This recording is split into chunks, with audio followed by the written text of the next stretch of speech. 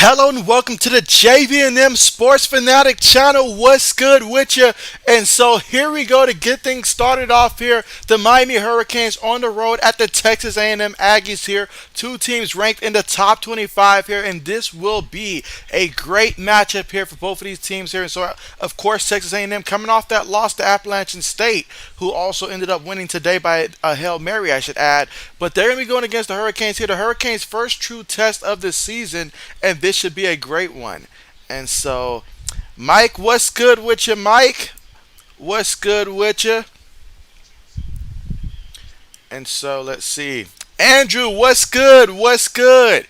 Andrew says, what's up? What's good with you? But here we go for the Aggies here offensively from their own 35-yard line here. And so the quarterback dumps it off to the back. And the back, he gets it, picks up the first down, and then some, picks up approximately 19 yards on that reception at the backfield. So great job hitting the back there, and he did the rest of the work there. So that's a first down there for the Aggies. Already moving the ball here down the field for Texas A&M.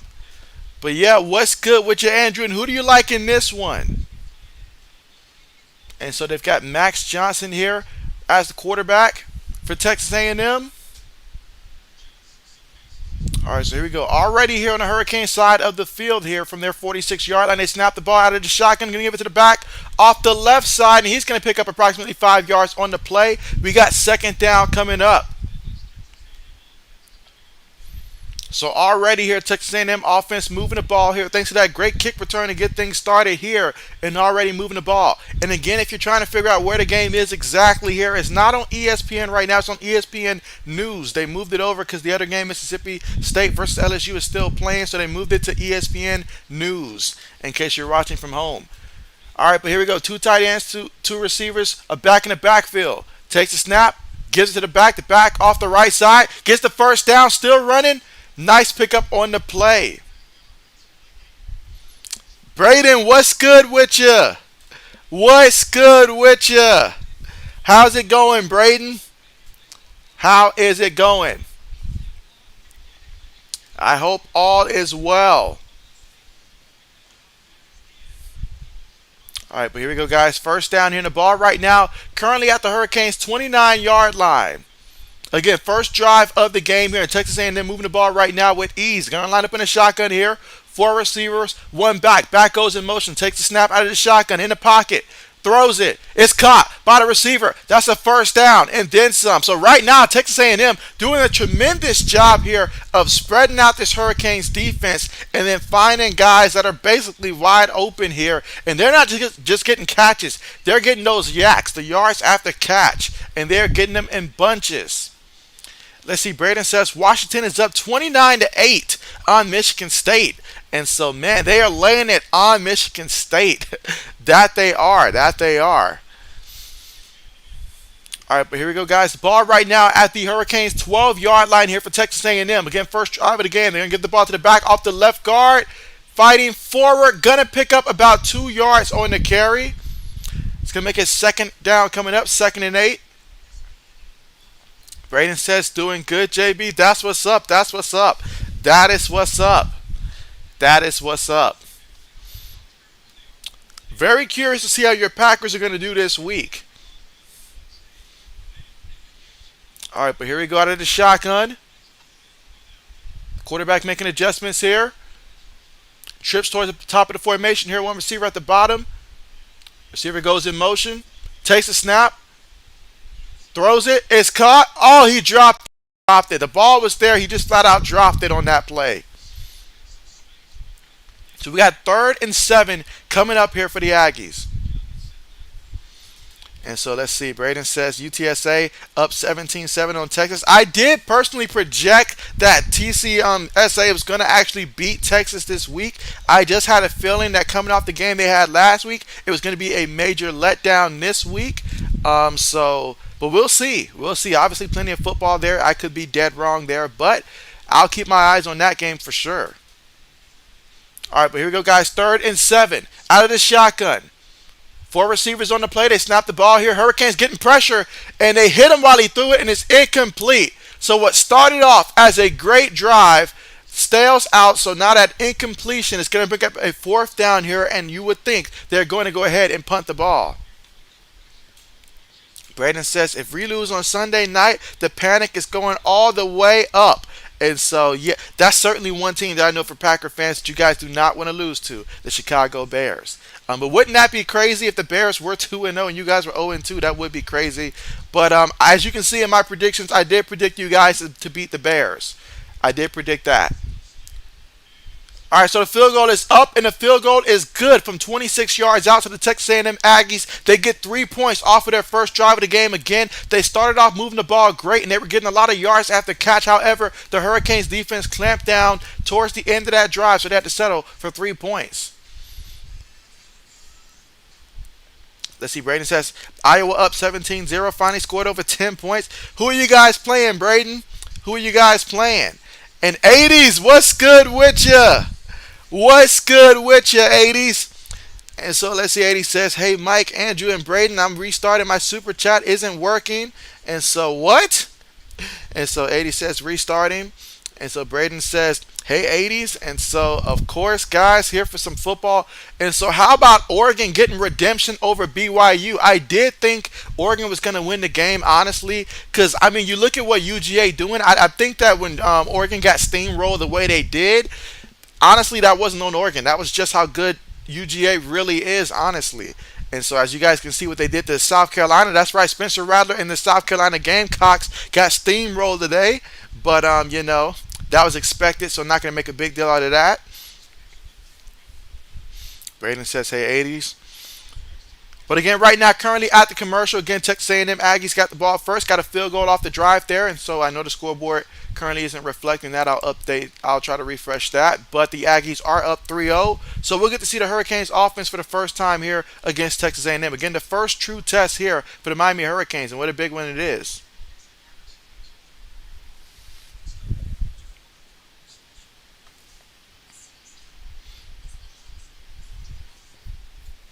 All right, so Braden says we're playing Nevada. Okay. 17-0, that's good. That's good news right there for Iowa. Good news right there. And looking at some of the scores right now, I see Florida's up against South Florida 24-13 right now. Pitt, they're winning 13-6. Clemson's up. The Ohio State Buckeyes winning, of course, 49-14 over Toledo. Braden said Penn State looked good today. And so, yeah, they did. I mean, that's the most points, 41 points, the most points that a non-SEC team has scored against Auburn, going back to, I think, like 2001. So that was an impressive win, not going to lie, for Penn State, an impressive win. I know Auburn offensively isn't that great, but I still have a lot of respect for Auburn's defense. And we know the caliber of guys that they still recruit on defense. So to go up there, down there at Auburn and drop 41 points, that's big right there for Penn State. That's big. Let's see, Braden says Spencer Rattler got rattled by Georgia's defense. That is true. That is true. Notre Dame finally won a game. I mean, I was starting to wonder if they were going to win a game at all this year, but they finally won a game. I see Arkansas's losing right now, 17-14. That's in the third quarter. That's interesting. Oklahoma State taking care of business. All right, getting ready for the kickoff here. And again, if you're just tuning in here, this game is right now currently on ESPN News. I mean, for some reason, they thought 3 hours would be enough for the Mississippi State versus LSU game, which was not the case, so they had to move it to ESPN News. All right, but here we go. Kickoff on the way. And we will not get a return here by the Hurricanes. So we'll see the Hurricanes offense here for the first time today. Brandon says, I don't think my prediction of South Carolina beating 2 top 25s is going to happen. It's okay, Braden. It's okay. I mean, you never know, right? You never know. Maybe if they catch, Florida may be a beatable team and it's in the top 25. Maybe for them, I don't know. Shoot, I'm trying to think of another team. I just don't see it now, but you never know. It's a long season, right? Braden says App State, another great thriller game. That's right. And so here we go. Quarterback for the Hurricanes throw the ball here, and that's going to be completed to the tight end there. Picked up about 2 yards on the play. All right, so we got 2nd and 8 coming up here from the Hurricanes' 27-yard line here. And again, a quarterback is Tyler Van Dyke here at quarterback. One of the better quarterbacks to come through this university. So here we go. Here, four receivers on the play, one back. Takes a snap out of the shotgun. Gonna throw it. It's caught by the receiver, and he's gonna be about a yard shy of the first. Third down coming up here. 3rd and 1. Again, here in the first quarter with 10 minutes and 50 seconds to go. Line up in the shotgun here. All receivers in close. Quarterback making adjustments here. 3 receivers, 1 tight end, 1 back. Quarterback, he's up under center making adjustments here. All right, he's going to line up in the shotgun. Takes a snap. Going to give it to the back. And the back is going to be brought down. But thanks to the second effort, he is going to actually get to what seems to be the first down marker. Let's see where they mark him. But my eyes tell me that he got enough for the first.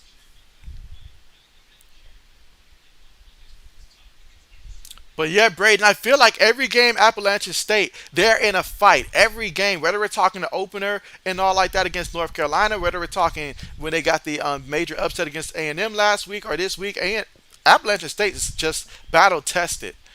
All right, so we got Van Dyke taking a deep shot here, and it's incomplete. So the receiver had a step there, but too much air up under that one. Incomplete. That's going to make it 2nd and 10. But wait a minute, there is a penalty. Let's see what they call. All right, so that looks like pass interference on the defense there. So that's a big penalty that's going to gift the Hurricanes with a first down.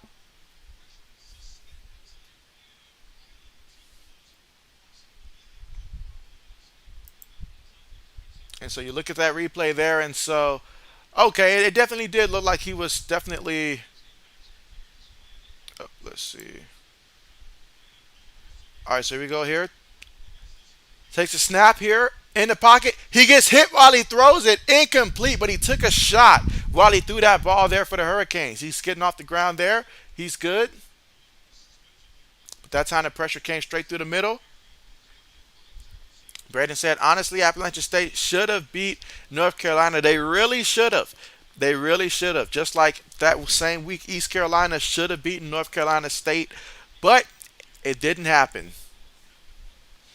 All right, but here we go. Receiver goes in motion out of the shotgun. Takes it, can give it to the back. Off the right side, he has the edge. He's still running at the 40, 35, 30. Knocked out of bounds at about the 29-yard line. So Hurricanes here moving the ball. Again, the Hurricanes enter this game 2-0. They're ranked number 13 here, and an opportunity to notch up a win against a top 25 school here. They're not playing Bethune-Cookman out here today.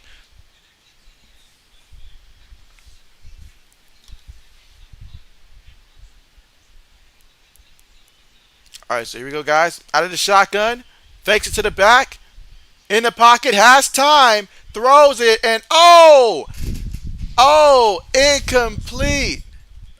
incomplete. And that play right there had an opportunity to be a huge play, but it's incomplete. That time, quarterback had time. He had time. He saw the matchup that he wanted there.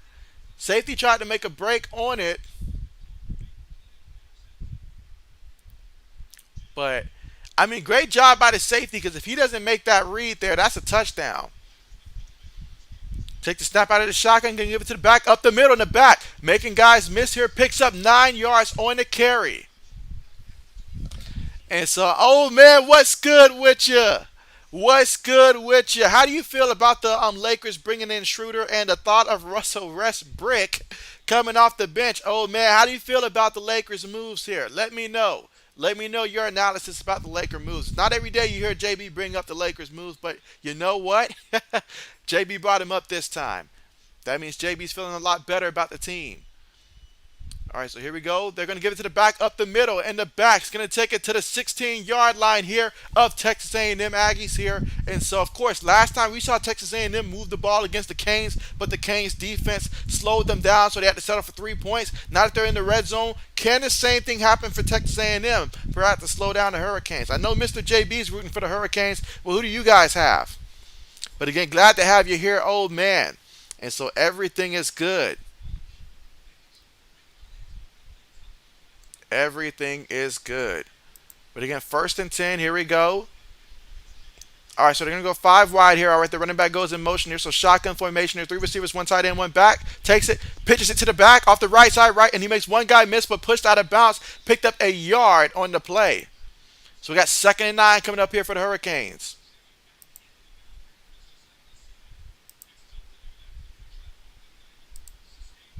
2nd and 9 coming up here for the Hurricanes. 8 minutes to go here in the first quarter. Again, Texas A&M up 3-0, but the Hurricanes right now knocking on the door. 9 plays, 59 yards, 3 minutes and 45 seconds to time possession off the clock. Receiver goes in motion. Kane snapped the ball. But there is a penalty. There is a penalty. Let's see. Old man says, like him, bringing him back, I want them to trade Westbrook and bring in Buddy Hield. And so me and you both, let's do it. Let's do it. Make me the GM. You already know if I'm the GM, I would have been making trades to each and every person. They would be annoyed, so annoyed that they would just go ahead and make the trade just so I stop calling and stuff like that. Like I would be calling literally every day. Like they'd be getting calls at like 3 a.m. in the morning. And I'm like, look, guys, I need this trade to go through. But that's going to be on the Hurricanes offense. That's going to back them up. Penalties can derail a drive. It's 2nd and 15. How would the Hurricanes respond to this? Here in the first quarter with 7 minutes and 22 seconds to go. Again, A&M up 3-0. They snap the ball here. Van Dyke in the pocket. Going to try to throw it. And oh, dangerous pass. Dangerous pass indeed. Dangerous pass.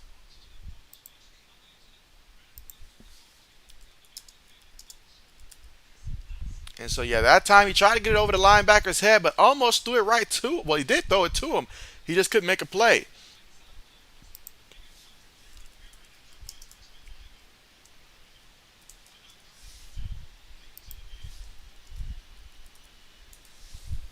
All right, so here we go, guys. 3rd and 15. 3rd and 15. A&M could bring pressure. Quarterback making adjustments here. Takes the snap from his own 21-yard line, gets it to the back off the right side. He's cutting and he's tripped up at about the 10-yard line, but he's going to be about a good 4 yards shy of the first. So that's going to bring up 4th down here for the Hurricanes, and that will bring out the field goal unit here in the first quarter with 7 minutes to go. Again, A&M scored a field goal last time, and so now the Hurricanes will try to mimic that here.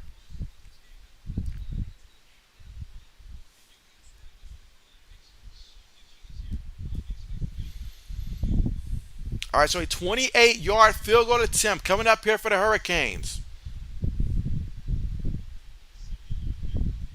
Kick is up, and the kick is good. The kick is good. So we're all tied up 3-3 here in the first quarter with 6 minutes and 34 seconds to go. Both teams had the football once each offensively, and they both end up getting a field goal on their respective drives.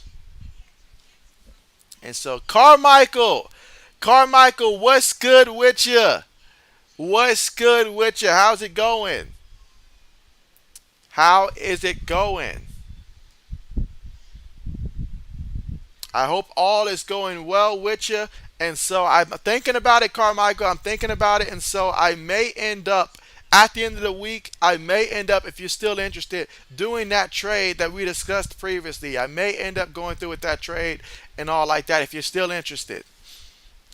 Let's see. Braden says, hey, can you make polls for who we think will win the NFL games throughout the stream? And so, absolutely. For sure. I think I'll pop one up perhaps each commercial.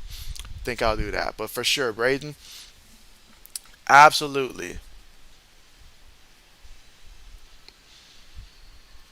But yeah, this is the best time of the year right now. Obviously, football, college football, NFL, great time right now. And again, if you're just tuning in, we are right now currently at the commercial. But make sure you guys press the like button and also subscribe to the channel if you're not subscribed already. And so, all right, Carmichael says you're still interested. And so, all right, bet. Propose the trade after all the games have played this week and stuff like that. So basically Tuesday, propose that trade, and I'll go ahead and make that trade there because, Alvin Kamara is giving me some issues right now, so I may need to have a running back at this point. So I may make that trade.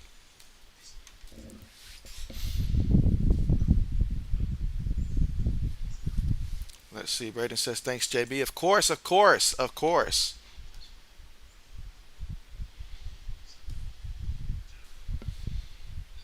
But again, still right now, currently at the commercial. So let's see how things are going on around the league. So I see Texas has scored right now. So they're in the second quarter, and UTSA is leading over Texas 17-14 right now. I see that's currently taking place there.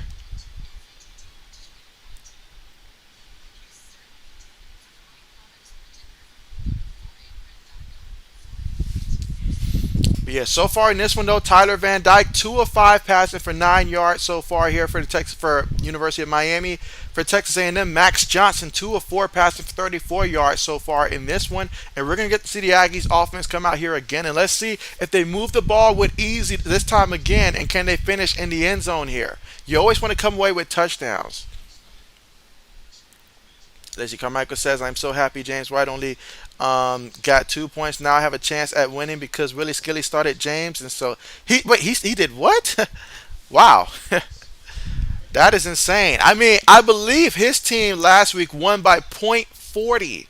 We had like 2 games that was less than a point decided, and 3 games that was decided by less than 2 points. That's how crazy, that's how insane it is when your opponent, like, so you got to be on it each and every week, because literally every single point, every single half point, or a fraction of a point matters in our league, because there's 20 teams, so every single person makes a difference, from the kicker to the flex players to everybody. You got to make sure you start the correct guys, because it will cost you. All right, but here we go. Kickoff here for the Hurricanes. On the way. Let's see if A&M's going to return it. And we will get another return. All right, he's at the 10. Looking for a hole. 15 tripped up at about the 18-yard line. And that is where Texas A&M will take over here with the football. Again, here in the first quarter with about 6 minutes and 30 seconds to go here in the first. And so, Carmichael, did you win your first matchup this week? Braden, I know you beat old man's team. I know you beat old man's team and all like that. But like, are you guys tracking how the other teams in your division did in week 1? And what they currently got you guys ranked? I know it's super early in the season, between 1 and 20. But what do they have you guys in the standings right now? All right, but here we go from our own 18-yard line here for the Aggies out of the shotgun. Takes the snap, fakes it to the back, in the pocket. Hurricanes sending pressure. They got him. They got him. 3 guys got to him for the sack. And he's going down. He's going down. That time, the interior of the offensive line fell apart. You see Jason Taylor there on the sideline for the Miami Hurricanes. Let's see. Carmichael says, I've been trying to trade for a defense to replace the Cowboys, but no one wants them. Let's see. Carmichael says, no, you lost by 2 points. All right. What team did you lose to? All right, here we go, guys. 3 receivers towards the top of the screen, 1 tight end, and 1 back. Out of the shotgun here. Takes the snap. In the pocket. Moving around. He's going to run. He's still running. Bulldozes 1 guy and takes it all the way to the 21-yard line here. 3rd down coming up. So that time he decided early he was going to run. I feel like he could have gotten more yards out of that if he made a better read in terms of which direction to cut. But it's 3rd and 7 coming up here. Again, his first start here at Texas A&M. 27 touchdowns last season at LSU, was 4th in LSU history. And now he's with the Texas A&M Aggies. So here we go, guys. Trips towards the top of the formation here. 1 receiver at the bottom, 1 running back. Will Miami send pressure? They've been very effective when they send pressure. Let's see if they will send pressure. Miami sends 5. A&M picks it up in the pocket, and he throws it, and it is incomplete. Incomplete. That time, Johnson had stepped up in the pocket. There was pressure all around him, but he found a hole to step up to, made that pass there, and the rest was up to the receiver, because that was a tight window to throw it in there in, but incomplete. Great coverage there by Price on the defense. I'm sorry, Ivy on the defense. 4th down coming up. Punt unit will come out here. First punt of the day, and it will be by the Aggies. Here in the first quarter with 4 minutes and 55 seconds to go, getting all tied up 3-3 in this one. Let's see. Black Medicine, what's good with you? You say, damn, this game is late, and so... Oh, look at that. He touched the ball. He touched the ball. It is A&M's football. What was he thinking? What was he thinking? That is insane. That will cost your team a game, and that's a big mistake by the Hurricanes. Your defense just went out there and made a play, and then you make a huge mistake like that on special teams. The coach puts you back there because he trusts you. What were you thinking? I mean, it literally, he touched it, bounced off his helmet, did not call a fair catch. He made every mistake in the book as to what you're not supposed to do in that possession. And so I don't know if it was nerves or what, but that's a big time mistake, Stevenson. And you can't do that, son. You can't do that. Massive mistake by the Hurricanes. And now A&M with new life snaps the ball out of the shotgun, gives it to the back off the right side, and he's going to pick up, look to be about 4 yards on the play. Second down coming up. So massive mistake by the Hurricane special teams that is going to give A&M's offense a chance here to try to get a touchdown on this drive here. That's like giving up a deep passing play now. Wow, big mistake. Big mistake. Again, here in the first quarter with 4 minutes and 14 seconds to go. A&M here in the shotgun here. From the Hurricanes 25-yard line. Takes the snap. Gonna give it to the back. Back. Cuts back to the right side. Has a lane. Stiff arm somebody. And he shoves out of bounds. There is a penalty. There is a penalty. Massive play. Let's see what the refs call.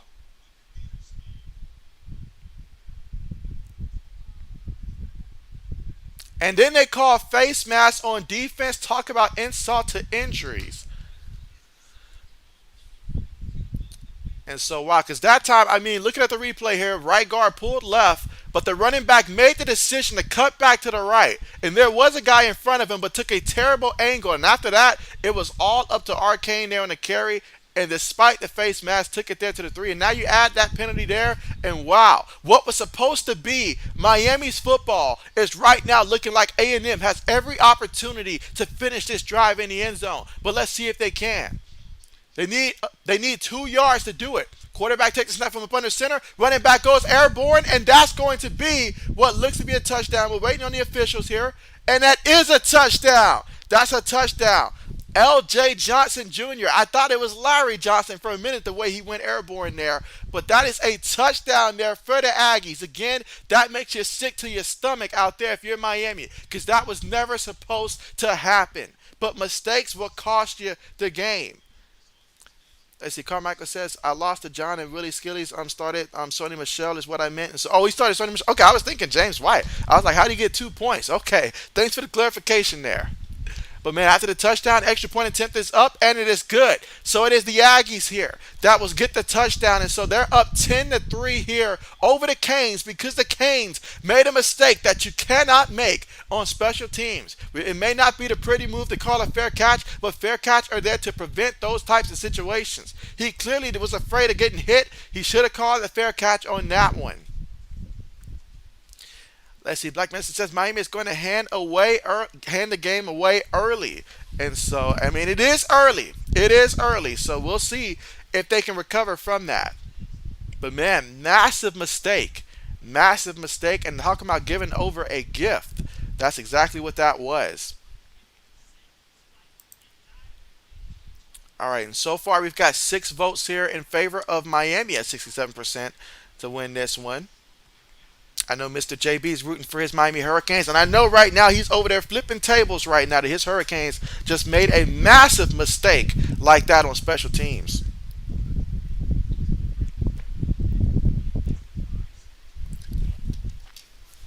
Big time mistake. I absolutely would hate that happens because if you're the defense, you did your job. You just made the stop. You just made the stop. And then something like that happened. No. All right, 1 second. But again, right now, currently at the commercial. But make sure if you guys haven't pressed the thumbs up button, that you do press the thumbs up button. And also, if you're not subscribed and you're watching, make sure you do subscribe to the channel. And also, let me know which team you got in this one or who your favorite college football team is if you haven't done so already.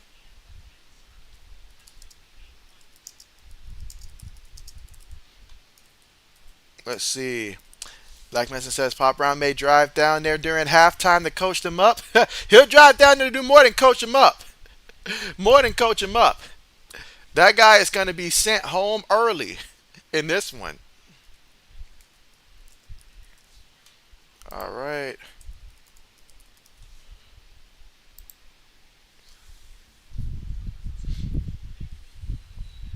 All right. So went ahead and put the poll up there. Who you got between the Ravens and the Dolphins this week tomorrow? And again, we're here in the first quarter, 3 minutes and 30 seconds to go. Texas A&M up 10-3 right now. They say sometimes it's better to be lucky than good, and that last drive right there, they were lucky that that guy for the Hurricanes made that mistake that gifted them an opportunity, and they took advantage of that opportunity to get that touchdown.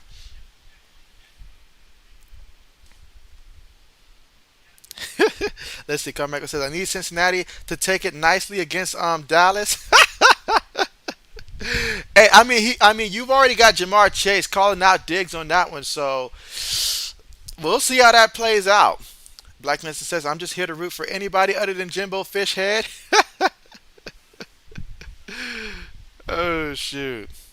And so let's see. 80 says my favorite teams are Syracuse and UFL, and so UFL played pretty good last night. I mean, they fell short against Florida State, but that was a great game. A great game. Let's see. Braden says Jimbo Fishhead. LOL. I'm telling you, one of these nicknames is going to go viral one day.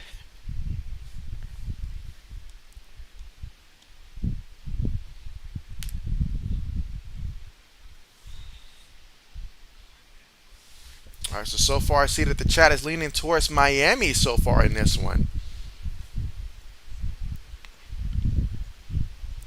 But again, currently right now at the commercial. Let's see, Carmichael says Penn State with the win. I was happy about that. And so that was an impressive win there. I mean, again, just against Auburn's defense, specifically the offense, that's what you needed to see. If you're Penn State, that's exactly what you needed to see. Let's see, Carmichael says, "Hey, Braden, remember when you said the Steelers would lose against Cincinnati?" Braden is just like, he just wants to forget about that right now. That's it. And so Braden's like, "Yep." Let's see. 80 says restart again. And so, man, what's going on? What is going on?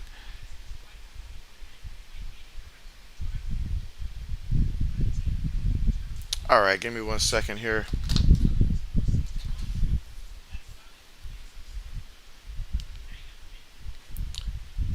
All right, let's see if they put it on the actual ESPN channel here. All right. So we are returned back to the action here. Just had to switch the channel here, so it's back on ESPN now. So, all right. So here we go. Hurricanes here with the football, trailing 10-3. Obviously not happy with that last drive here, but right now, ooh, they're viewing the replay. They're viewing the replay, and so yeah, right now they are checking the replay. You can see the contact made there by the helmets there, crown of the helmets. All right, let's see. And Black Mason says Arkansas struggling against Missouri State, and so I've seen that. I've got my eyes on that one. I've got my eyes on that one in the corner of my eyes. I do see that. Let's see. Braden says 29-14 Washington.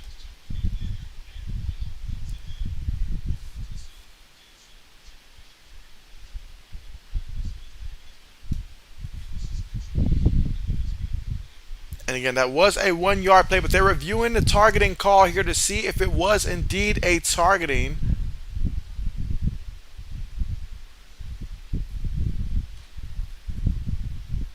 All right, so targeting it is.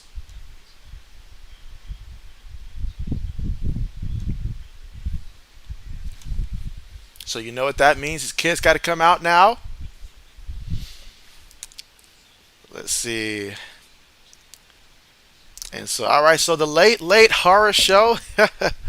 What's good with you? You say, John just sub. John sent me. So, hey, glad to have you here. Glad to have you here. Appreciate you for coming through. Appreciate you for coming through.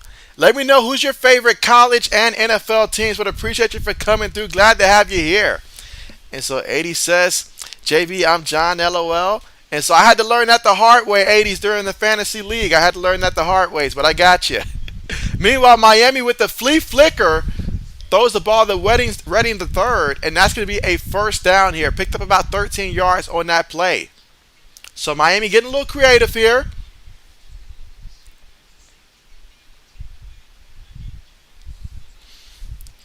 And so let's see. Black Medicine says Michigan State is getting taken to the woodshed.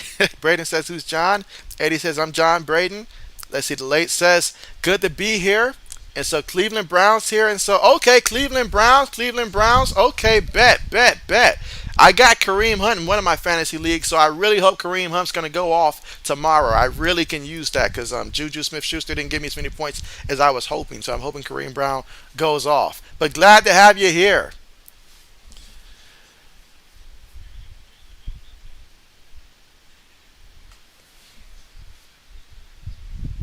All right, so here we go, guys. 2nd and 10. I saw movement there by A&M. There is a penalty. This could be a free play. And, oh, what a catch there by the receiver at the 31-yard line of Texas A&M. Now, let's see what the penalty is. But I believe that the defensive player moved early, so I believe that to be the call. But let's see what the officials say. Yep, that's on the defense. Going to decline that one. Big-time play and big-time throw. So far in this one, Tyler Van Dyke, he's just getting warmed up here, but the kid has an arm to him. So we'll see how he does as this continues to move on. And so let's see. Black Medicine says, 80 is the MVP of the channel. You have to name your firstborn after him. Of course. All right, but here we go for the Canes out of the shotgun. Bootlegging throws it on the move. Incomplete. 2nd and 10 coming up here. 2nd and 10 from A&M's 32-yard line. Again, here in the first quarter with 1:27 seconds to go, and A&M's up 10-3 over the Canes. Let's see. Eddie says, JB late night horror show loves everything Cleveland. So, hey, I love the Buckeyes here. And so, same state here. So, I love the Buckeyes. Speaking of which, the Buckeyes have looked very impressive today. I know it's against Toledo, but I'm seeing some good things from the Buckeyes offensively. All right, out of the shotgun here. Throws it quickly. Caught by the receiver. Makes one guy miss. Brought down by the second guy who loses his helmet there, but excellent tackle there by the A&M defense. 3rd down coming up. So 3rd down coming up here. Again, first quarter with 1:21 seconds to go. Both of these teams ranked in the top 25 here. Again, for Miami, their first true test of the season right now. And this game would be tied if not for the mistake that they made on special teams. They got 3rd and 9 coming up.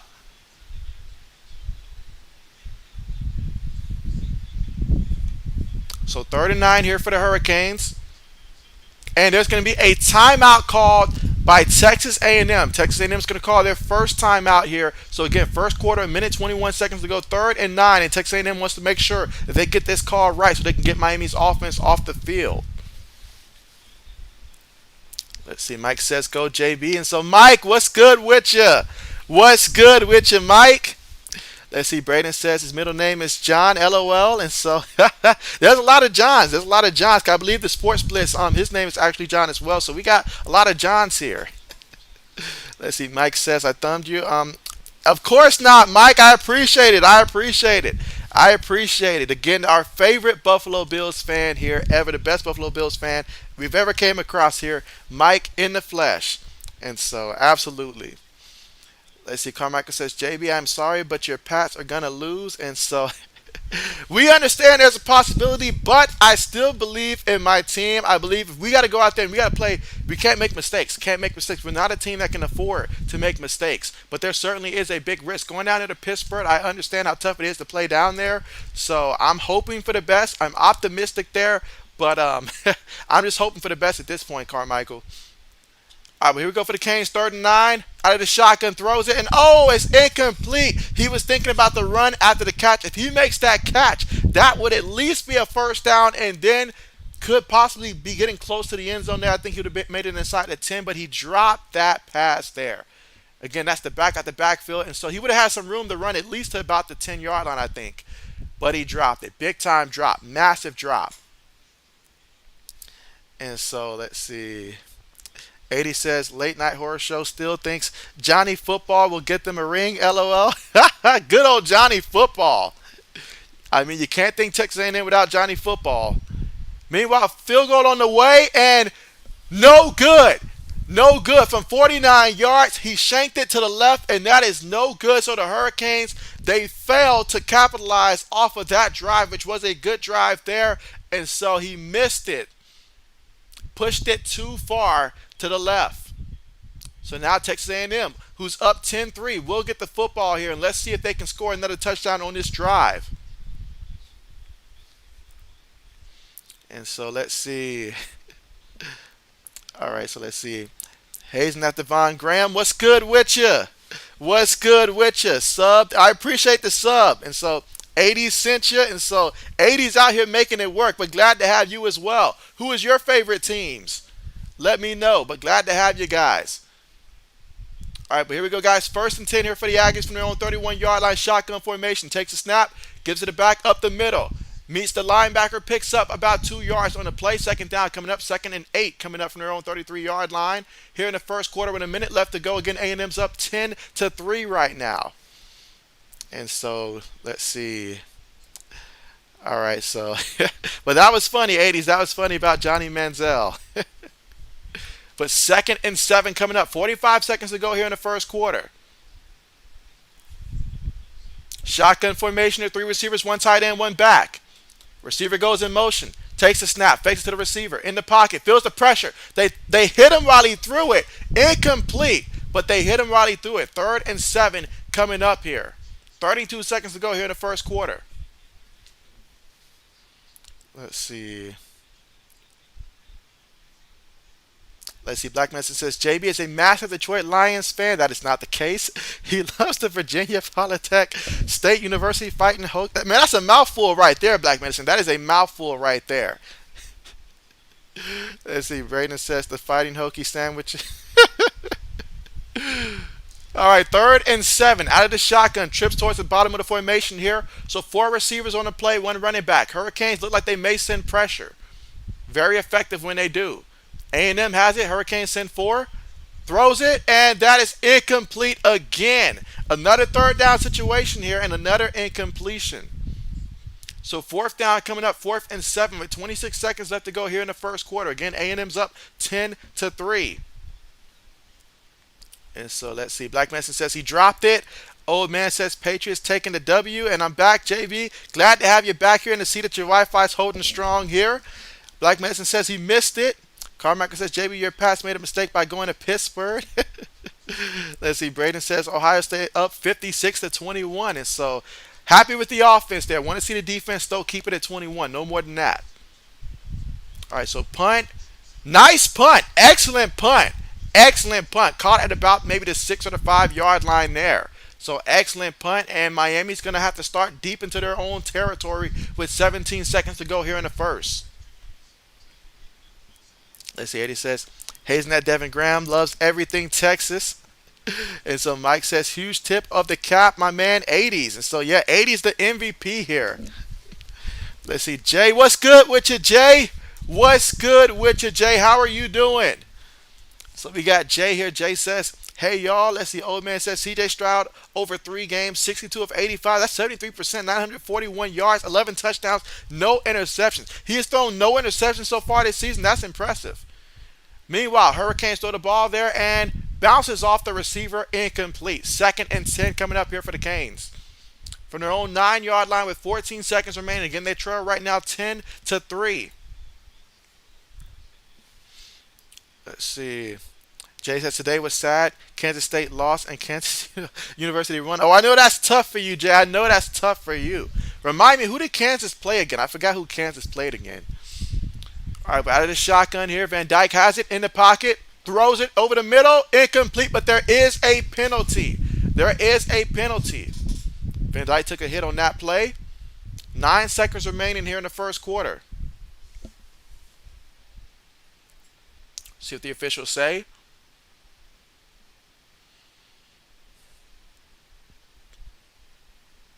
Braden says Washington up 36-14 now. Carmichael says Mac Jones better be careful around Minka. And so Yeah, we got to protect Jones. We got to find a way to protect him. All right, so holding against the offense, penalty is declined. So they opt to decline that one. So that's going to go down as a great defensive play. 34 is a big guy over the middle. But 3rd and 10 here for the Hurricanes. Again, trailing 10-3 out of the shotgun. Making adjustments at the line. Again, ball at their own 9-yard line. The last thing you want if you're the Hurricanes is to have to punt from this far into your own territory. They snap the ball. Van Dyke over the middle, throws to the receiver. Oh, what a hit! What a hit! Separating the receiver from the football. And so, wow, 4th down coming up, and the Canes will have to punt the ball. Wow.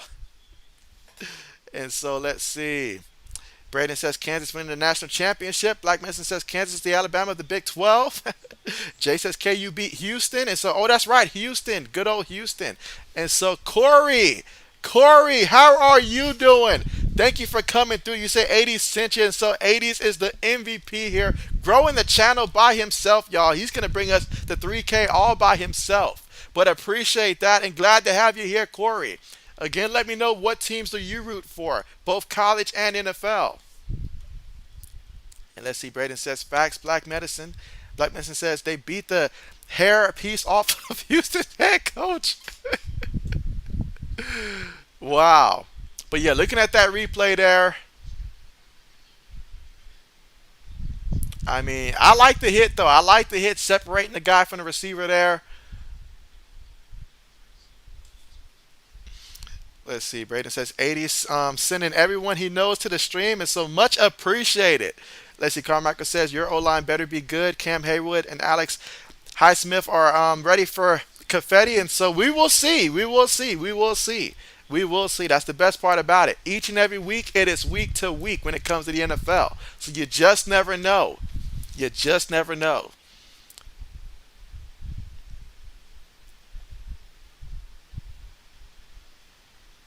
So it's going to result in a targeting.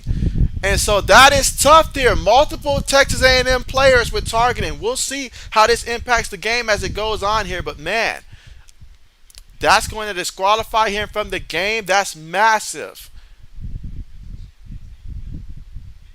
And so, and not only that, it gifts them with a 1st down. So it really hurts your team even more. Let's see. Mike says, JB, I need a huge score update. Okay, all games. And so, got you. Yeah, we'll get to that at the end of the 1st quarter. We got a shotgun here for the Canes. Last play here of the 1st quarter. And that's going to be a pickup of about 8 yards on the play. And that's going to take us to the end of the 1st quarter. So at the end of the 1st quarter, we got Texas A&M up 10-3. And let's see. 80 says, JB, Corey loves everything Missouri. And so, okay. Nice. Let's see. Mike says, JB, I need huge score updates. Okay, all games. Mike says, had to work. And so Braden says, Iowa versus Nevada is in a weather delay. And so how much time is left in that one, Braden? How much time is left in that one? And so right now we're currently at the commercial. Let me go ahead and end the poll that we currently got up there. So right now the poll favors Miami beating Baltimore in that matchup. And so let's go ahead and get the next one up there real quick. And so 80s with the super chat. I mean, he's not only building the stream from the scratch up, he's also keeping the lights on here at JB&M. So I appreciate that. I appreciate that for sure. And so yes, the MVP. Let's see. He says Dino from the late night show has the one and the only Johnny Football jersey. LOL. Bet. But yes, appreciate that super chat again. 80's the real MVP here of the team. And so let's see real quick. All right,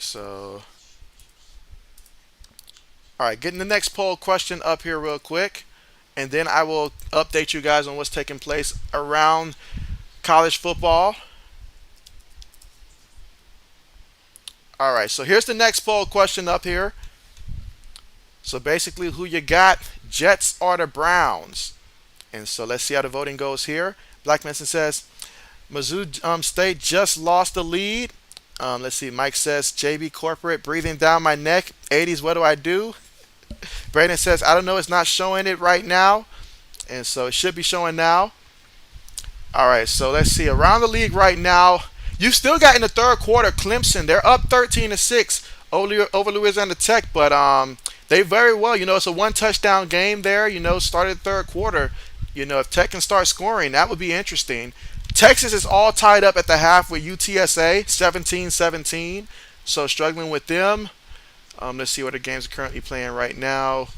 You've got Pitt ranked 23 in the third quarter. They're winning their matchup 13-6.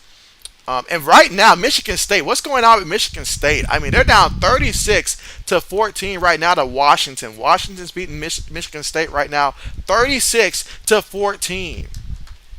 Meanwhile, University of South Florida making it a game against the Florida Gators late in the third quarter. 24-21 in that matchup. So right now, University of Florida still up by 3 points. But University of South Florida got the ball, seems like around midfield, and they're down by only 3 points right now. Ohio State Buckeyes taking care of business in the fourth quarter. They're up 56-21 and got the football. Look like they're going to score again. Oklahoma State, they're up 63-7 in their matchup. And let's see, Tennessee, no concerns with Tennessee. They're up 49-3. North Carolina State up 27-7 over Texas Tech. And Arkansas reclaimed the lead in the fourth quarter, 31-27 against Missouri State. But Missouri State, I believe they have the football, it seems like. So, crazy games, crazy games. Let's see, Brandon says, I don't know, it's not showing right now. Blackman says, 80s, can you buy out the Falcons from Arthur Blank? I am tired of us drafting receivers when our defense is garbage. Funny, but here we go, guys. 2nd and 2. One back in the backfield. They're going to give it to the back up the middle, and he's going to pick up enough for the first. They needed 2 yards. He gave him 3 yards, so that's a first down here for the Hurricanes. Again, they trail right now 10-3 in this one. And so the offense still trying to find a way to find the end zone here. And so let's see if the second quarter is their quarter. Again, they're right now ranked number 13. And many people are wondering, is Miami back? Are they the best team in the state of Florida? And so a win like this would certainly be a huge case in their favor. But out of the shotgun, takes the snap, gets to the back up the middle. And that's going to be a first down. Picked up about 12 yards on that carry. And that was Jalen Knighton with the run. So first down for the Hurricanes. Let's see. Jay says, roll that Florida game nuts. Jay says, next week is when the great games start. And so, yes. But, hey, I mean, we've seen some pretty good games, especially last week. Last week was crazy with all the upsets. Here we go from Miami out of the shotgun here from their own 48-yard line. Gives it to the back. And he's still plowing forward. Picks up about 7 yards on the carry. So they need another 3 yards to get the first. Again, trailing 10-3 here in the second quarter with 13 minutes and 45 seconds to go here in the second. Meanwhile, right now the Browns have the slight edge so far by the voting. Takes the snap, one back in the backfield, gets to the back off the right guard, picks up the first down. They needed 3 yards. He gave him 4 yards. And so it's a first down here for the Canes. Again, moving the ball here, 1st and 10. So 1st and 10 here from the A&M 41-yard line. So far on this drive, 7 plays, 50 yards, in about 2 minutes in terms of time possession off the clock here for the Canes offensively. But they need touchdowns. And so let's see. Heartbreaker, what's good with you? And so you say 80s sent you. And so appreciate that again, 80s with all the assists today. Meanwhile, Hurricanes throw it to the tight end, and that's going to be a completion there. But again, yes, Heartbreaker, let me know who are your favorite teams, both college and NFL. But nice pass there by Van Dyke there to get it to the tight end over the shoulder, and nice completion and a first down here for the Canes. That time, he didn't have all day. He did get hit there. Pressure came in through the middle, but still able to hit his target. His target had a defender beat on the play. So now we got 1st and 10 here for the Canes from the A&M 12-yard line. Snaps the ball out of the shotgun on the move. Slings it up there. Incomplete. Again, on the current drive, 8 plays, 79 yards, and about 3 minutes in terms of time possession off the clock. But there is a penalty. Let's see what they call.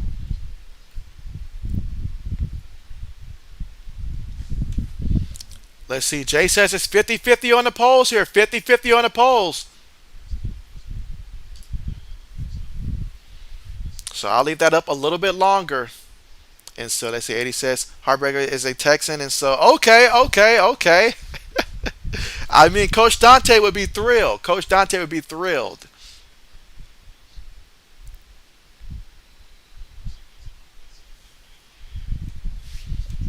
All right, but again, here in the second quarter, 12 minutes and 25 seconds to go.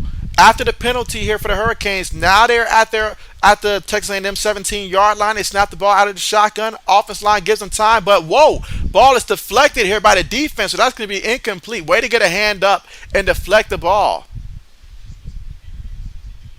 And so that's number 15, Regis there, put his hand up. And sometimes when you can't get to the quarterback, just getting a hand up and blocking the ball is great. That helps out tremendously, just tipping the ball.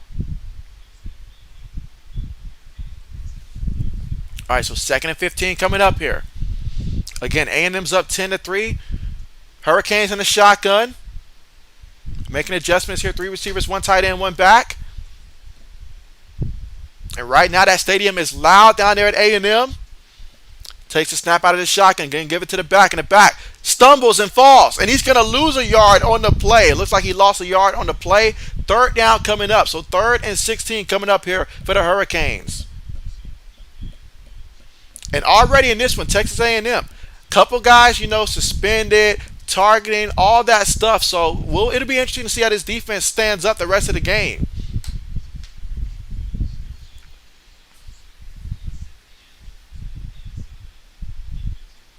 And so let's see. The Late Horror Show says, LOL, John. Again, 3rd and 16. 11 minutes and 35 seconds to go here in the second quarter. 3 seconds right now on the play clock. Snaps the ball out of the shotgun. In the pocket, throws, and it is going to be incomplete. Even if he caught that pass, it would not have moved the sticks at all. So 4th down coming up here for the Canes, and so the field goal unit will have to come out once again here for Miami. So far, they made 1 field goal, and they missed 1 field goal attempt. But if you are Miami, you are not satisfied settling for all these field goal attempts early in this one. You got to be able to get some touchdowns. Let's see. 80 says JB Dino Menzel is back. LOL. All right, 36-yard field goal attempt here for the Canes. Hold is good. Oh, wow, the ball blocked. Wow, that was a awkward looking block there. Wow. So how about that? Texas A&M once again says no. We're not going to give you the 3 points there. And wow. Hurricanes here today. Field goal unit 1 of 3. Special teams hurting Miami so far in this game. I mean, you had the fumble punt return. You have now the 2 field goal attempts that was missed. And so 1 missed, 1 blocked. But man, this is insane how special teams is really costing this Hurricanes team. Wow, so 10-3 still is our score, and A&M with the lead. And they will have the football when we come back from the commercial in the second quarter with 11 minutes and 29 seconds to go. And then Planet CHH, what's good with you? What's good with you? You say John sent you, so John with yet another assist. I mean, John's going all out today. Wow, appreciate it. But glad to have you here. Glad to have you here. And so Planet, definitely let me know your favorite teams as well. And let's see, Black Medicine says, warm up the buses. Mike says, JB, my secondary team has always been Pats. Not that they might possibly be rebuilt. What should I look for? From the Pats, one thing about the Patriots that I will say in the Patriots defense is that Bill Belichick may be a lot of things and stuff like that, but what he does over the course of the season, he will improve the team and stuff like that. That's what you're going to see. Improvement from the defense, all of that stuff. As long as they stay healthy week in and week out, you'll see improvements. Game to game will just be a different matchup. It just comes down to not making mistakes because this team is not built to withstand any type of mistakes. So that's what it's going to come down to. Can we get out to an early lead early on? And that's what we need to do. We got to come out to an early lead for the Patriots throughout the course of the season. But great question, Mike. Great question. And let's see. 80 says, wow, JB, Planet CHH is a big deal.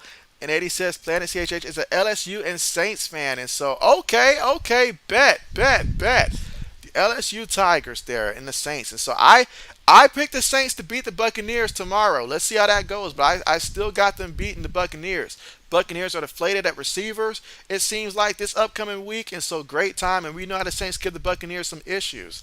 And so, let's see. Planet says he's actually a actually a Bears fan. And so, leave it to 80s to steer me in the wrong direction. I should have seen that coming. I should have seen that coming. 80s throwing them smoke screens at me. But okay, the Bears. And so the Bears had a nice win. I actually projected the Bears last week to beat the 49ers. And so one of the few picks I got right last week. So very proud of that. Justin Fields, having him, love Justin Fields coming from Ohio State as an Ohio State fan. Love Justin Fields and hoping that, he has a great season. I know the Bears, as long as you guys keep him upright and stuff like that, give this man a chance to show the improvement. I know he's definitely improved from year one to year two. So I'm excited to see how it goes. Absolutely. And Mike says, JB, shout out to 80s and his crew. And so that's right. We're going to call him the 80s crew here. The 80s crew. And so Planet says, Bears Nation. Lewis would be so happy if he was on right now to see another Bears fan on. And so Lewis would be so ecstatic to see another Bears fan on right now. So, absolutely. Absolutely. And let's see. The poll right now is back in favor of the Browns. All right, but here we go, guys. Out of the shotgun from the 20. And so Johnson tried to scramble but brought down. That's going to be a loss on the play. So he lost a yard on the play. Second down coming up. Second down coming up. Speaking of the Bears, the next live stream tomorrow will be the Bears versus the Packers. I've already got it set up. That's going to be the game tomorrow. You guys already know Sunday Night Football, stream the primetime matchups there. So Bears versus Packers, I'm thinking it's going to be a thriller. It's going to be nice to see that matchup, and I'm looking forward to it. I'm looking forward to it. Can the Bears start off 2-0 and show the Packers that Aaron Rodgers does not own the Bears? I'm looking forward to that matchup. Looking forward to it. And so let's see, 80 says, oh, please, Bear is what CHH Planet calls a Louisiana Gator. All right, let's see. But I'll go ahead and call it here for the poll in terms of the Jets versus the Browns. I'll go ahead and end that one. And so we have the Browns as a community for that matchup there. So looking forward to that one. All right, but here we go here for Texas A&M. You've got 3rd and 11 here. 4 receivers, 1 running back on the play. Hurricanes look like they could send pressure up the middle. Let's see if they do. They send 4. Johnson throws it, and it is caught by the receiver, and that's going to be a first down. Going to be a first down, takes it all the way to their own 31-yard line. So that time, Johnson able to get the ball out quicker that time, and hits his receiver who's able to get the first down. Let's see. Braden says, I'm not ecstatic, LOL. Are you as concerned as I am, Braden? I think we can both say we're a little concerned about our teams tomorrow. We are concerned about our respective teams tomorrow for sure. All right, but here we go, guys. Again, 1st and 10. 10 minutes and 12 seconds to go here in the second quarter. Shotgun formation here for the Texas A&M Aggies. Fresh new set of downs to work with. Takes a snap, gives it to the back, and Miami meets them in the backfield. That time, Miami's defense line just outplayed Texas A&M's offense line on that play right there, and so got him in the backfield. So we got 2nd and 11 coming up. 2nd and 11 coming up. And so let's see. 80 says, JB, seriously, CHH Planet is a big deal. And Mike says, more Friday night games. 80 says, Mike, you're awesome. All right, but here we go. So we got 3 receivers towards the top of the formation here for A&M. 1 back in the backfield, 1 tight end, snaps the ball, gives it to the back. The back off the right side, shakes off the first guy, and picks up the first down. Picked up 12 yards on the carry. 12 or 13 yards on that carry. It's a first down. Fresh new set of downs here for A&M. Again, A&M leading this one 10-3. Nobody has scored so far here in the second quarter, and A&M's trying to see if they can be the first team to score in the second quarter here with under 10 minutes to go. Meanwhile, the South Florida game, Florida's still up 24-21 right now. Started the fourth quarter. All right, so out of the shotgun here, 3 receivers, 1 tight end, 1 back. Ball at their own 43-yard line here for A&M. Miami could be sending pressure. They could be sending pressure. They snap the ball here, get it to the back, again up the middle. Nobody's touched him. And so he takes it all the way to the Hurricanes' 40-yard line. He practically was already at the first down marker before anybody even got a hand on him. How do you run up the middle and not get touched like that? That's credit to the offensive line. Great blocking by everybody on that play. Let's see. Mike says JB and 80's take on Florida State. And so for Florida State, they're an interesting team to watch right now. I like what they're doing so far in this one, but I still want to see once they actually get battle tested. I know they beat, some good names so far, but they weren't like, top 15 caliber teams. The real test is when Florida State matches up against a team like Miami, a team like Clemson, stuff like that. How will they fare in that matchup? But I'm excited for Florida State. I am excited for Florida State. It's been a while, but honestly, Florida State seems like they might actually really be back. All right, but here we go. Again for the Aggies, who lead this one 10-3.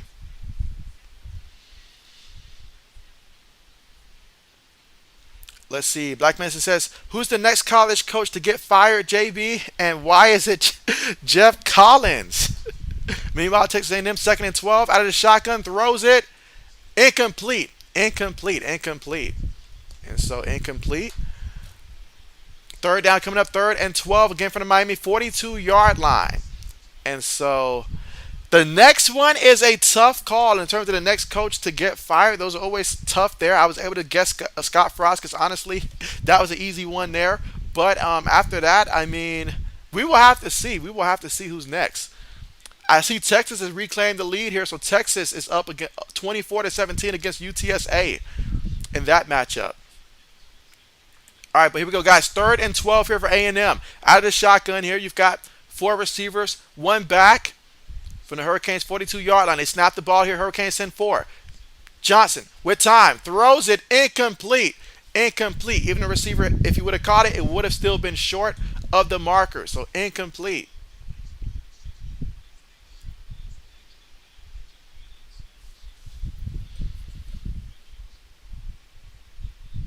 But yeah, I see Washington still with that 36-14 commanding lead over Michigan State. Braden says Ohio State up 70-21. 70-21. Taking out some frustration, I see. All right, so A&M's going to punt the ball. Let's see if they can pin Miami inside the 10. High punt, and it's going to... Nice, nice. So it's going to be inside the 10, and that is where Miami's going to start off once again. Again, here in the second quarter at 7 minutes and 19 seconds to go, A&M's up 10-3, but Miami will get the football back, and quite frankly, Miami, they've moved the ball some in this game, but special teams has been a major issue for this team, and they're honestly not putting the ball into the end zone, which is what they're going to have to do if they want to win this game. They've got to get the ball into the end zone. All right, let's see. But again, the score right now is Texas A&M up 10-3 over the Hurricanes here in the second quarter with 7 minutes and 19 seconds to go. Again, Hurricanes will get the football when we come back from the commercial from their own 8-yard line. All right, let me put up the next poll question here. Let's see.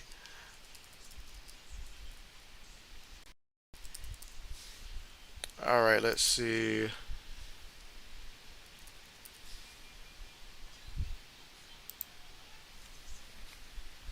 All right. 80s, they hid your comment there, but I'm gonna let it go through though. I'm gonna let it go through. But absolutely. But here we go. Here we go. So, but yeah, who do you guys like in that one? Washington versus Detroit. And let's see. Right now, since we're at the commercial, let's see what other scores are currently going on right now. So looks like Arkansas got a solid lead now. They're up by 11. They should win that game there. A minute 39 left to go.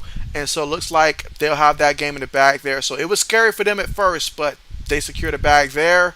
Tennessee still taking care of business against Akron, 56-3. North Carolina State, they're still up 27-14 against Texas Tech University. Oklahoma State taking care of business, 63-7 there. Ohio State up against Toledo, 70-21. Let's see. Oh, University of South Florida has taken the lead against the Florida Gators, y'all, 28-24. Wow. In the fourth quarter. Still plenty of time in the fourth quarter there, but South Florida over the Gators in that one. So, wow. That's insane because I saw a lot of Gator fans when they won against Utah was going insane, talking about Florida's back. It was all over Facebook and stuff like that. But, man, they mess around and lose this game now. Wow. Wow. Let's see. Washington still over Michigan State here, 36-14. Pittsburgh, they're winning their matchup 20-13 at the end of the fourth quarter. Clemson's up 20-6 in the third quarter against Louisiana Tech. Texas up 24-17 against UTSA in the third quarter. Still plenty of time in that game as well.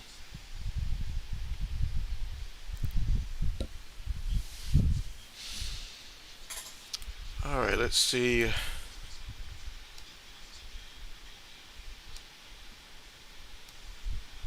All right, but so far in this one though for the Hurricanes, Tyler Van Dyke 6 of 15 passing for 66 yards through the air, so he's averaging less than 5 yards of completion so far in this one. And I feel like for Miami, you got to start spreading the ball out there, make them fear your deep threat right now. You've got to make them feel that because right now they're closer. They can come in there, rush, stop the run. Everybody's bunched in. You got to spread them out some.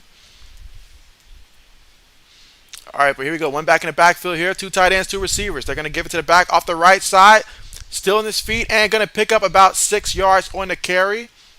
Second down coming up. Meanwhile, for Texas A&M, Max Johnson just 3 of 11 for 46 yards.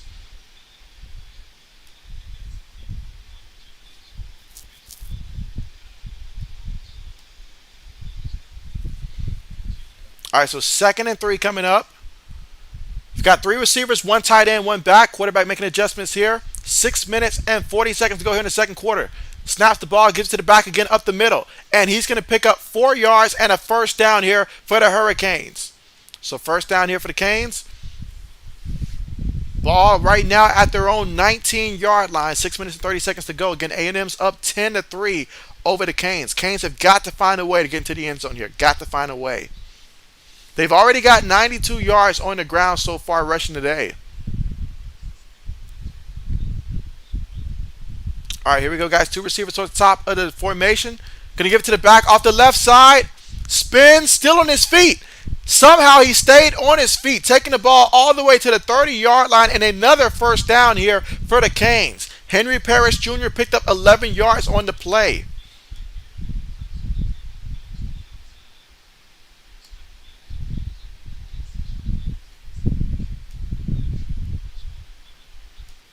How do you guys feel about Kurt Warner's son getting the start down there at Temple? How do you guys feel about that? Meanwhile, for the Canes, going to give it to the back off the left side, and he's going to get back to the line of scrimmage there. Second down coming up. Meanwhile, the poll right now is currently 2 votes there, 1 for the Lions and 1 for Washington so far.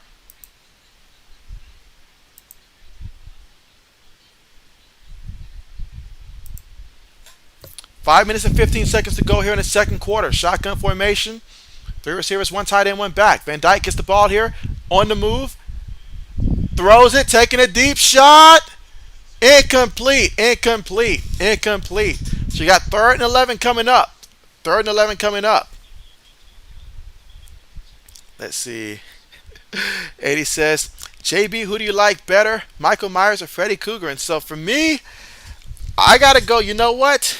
I got to go, honestly, probably Michael Myers, probably. In terms of just who I like better. Probably Michael Myers. Black Medicine says, wait, Kurt Warner's son is at Temple? I just saw that too. So, yeah, he got his first start. And so, yeah. Not sure how he did, though. I didn't see how he did. Meanwhile, Van Dyke here on the run. Going to go out of bounds. And so, that was 3rd and 11. So, 4th down coming up here. That time, just get a couple more yards there to help the punt unit out. And so now the Hurricanes will have to punt the ball. It's 4th downs coming up. Here in the second quarter with 4 minutes and 45 seconds to go in the second quarter. And so A&M, they're ranked 24. But if you ask me, they're better than the 24th ranked team there. Appalachian State, I know they lost to them last week, but Appalachian State is a very good team. Everybody who's played that team has had their hands full and then some this season. So punt unit out here for the Hurricanes. Their first punt of the day, which you would not think so. A team with 3 points would not have punted the ball, but their first punt of the game. All right, punt's on the way. See if we get a return. He gets it about the 17. Still on his feet here. And brought down at the 20-yard line. So brought down at the 20-yard line. And so, let's see. Planet says off topic, who's better, Michael or Freddie? And so in terms of who's better, that would be Freddie. That would be Freddie. And so let's see. Black Medicine says no, Freddy Krueger is scarier. And so hey, the question was for JB, who did you like better? Let's see. Braden says Ohio State about to put 80 on Toledo. And so gonna drop 80s on them. And so let's see how many points they got so far in this one. And so but yeah, I mean, hey, what can I say? There's a lot of talent there for the Buckeyes offensively, so good to see that offense clicking. Good to see that offense clicking. I wonder how many touchdown passes CJ Stroud currently has for the Buckeyes in that matchup. I know he's still not playing right now, but still. But again, right now, currently at the commercial. And let's see where we are right now in terms of on the poll here. So 4 votes, and so 2 for Washington, 2 for the Lions. And so who's going to break the tie here? Washington or Detroit? A game that Detroit is actually favored to win this week. You don't get to say that every day.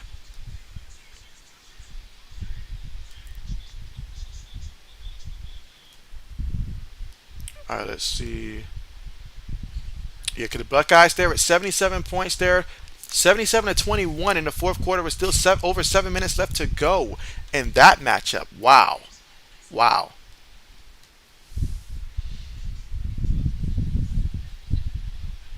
All right, let's see. But yeah, I mean, I mentioned so far from Miami, they as a team they have 19 carries for 106 yards on the ground so far in this one. I mean, Henry Parrish Jr. 10 carries, 55 yards. Jalen Knighton for the Hurricanes 8 carries, 47 yards. So those two have been effective on the ground, but it has not resulted in more than 3 points because of special teams and because they're not getting into the end zone. They're getting close, but they're just not getting there. Meanwhile, for Texas A&M on the ground, 14 carries as a team for 79 yards, and 76 of those yards came from Devin Achon there for 10 carries, 76 yards. Just averaging 7.6 yards per carry. I'm sorry, Arcane there, and so yeah. But it was L.J. Johnson Jr. who had the 1 carry for the touchdown, the only touchdown so far scored in this matchup so far. Braden says he's got 5 touchdowns so far, and so nice. No any picks? Hopefully no picks with that as well, but that will certainly help his cause for the Heisman.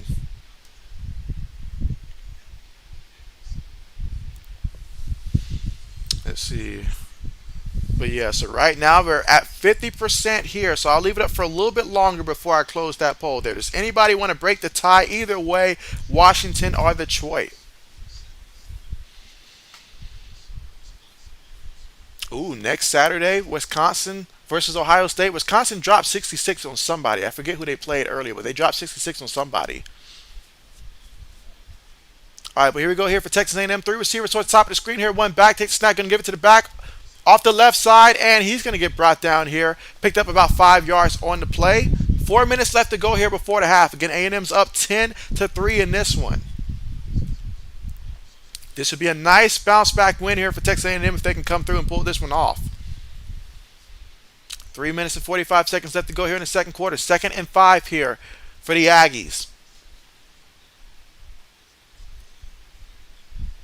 Ball right now at the Texas A&M 25-yard line. 3 receivers, 1 tight end, 1 back. Miami trying to show pressure. Let's see if they actually send pressure. They snap the ball, gives it to the back, and the back is going to pick up 4 yards. He needed 5. He picked up 4 yards. So we got 3rd and 1 coming up. So 3rd down coming up. Again, Aggies up 10-3. Texas A&M with 2 timeouts. Miami with all 3 timeouts. 3 minutes left to go in the second. So quarterback's going to line him up under center. We got a fullback and a back in the backfield. 1 tight end, 2 receivers. Receiver goes in motion. Snaps the ball. Gives it to the back, and the back gets tripped up, but he gets the first down. Picked up a yard and a first down here for Texas A&M.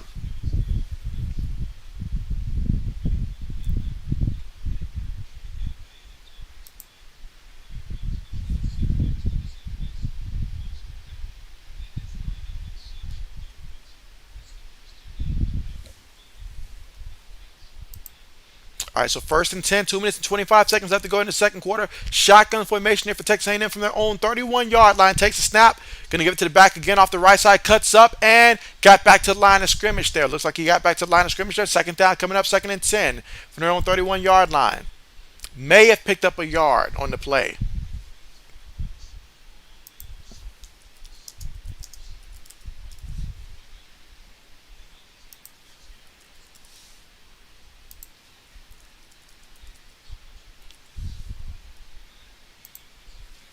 All right, here we go, guys. Second and 9. Out of the shotgun. Takes a snap. Kane send forth. Throws it to the back of the backfield. And tripped up by the first guy that got to him there. So he picked up about 3 yards on the reception. So we got third and 6 here from A&M's 35-yard line. A minute 35 left to go here in the second quarter.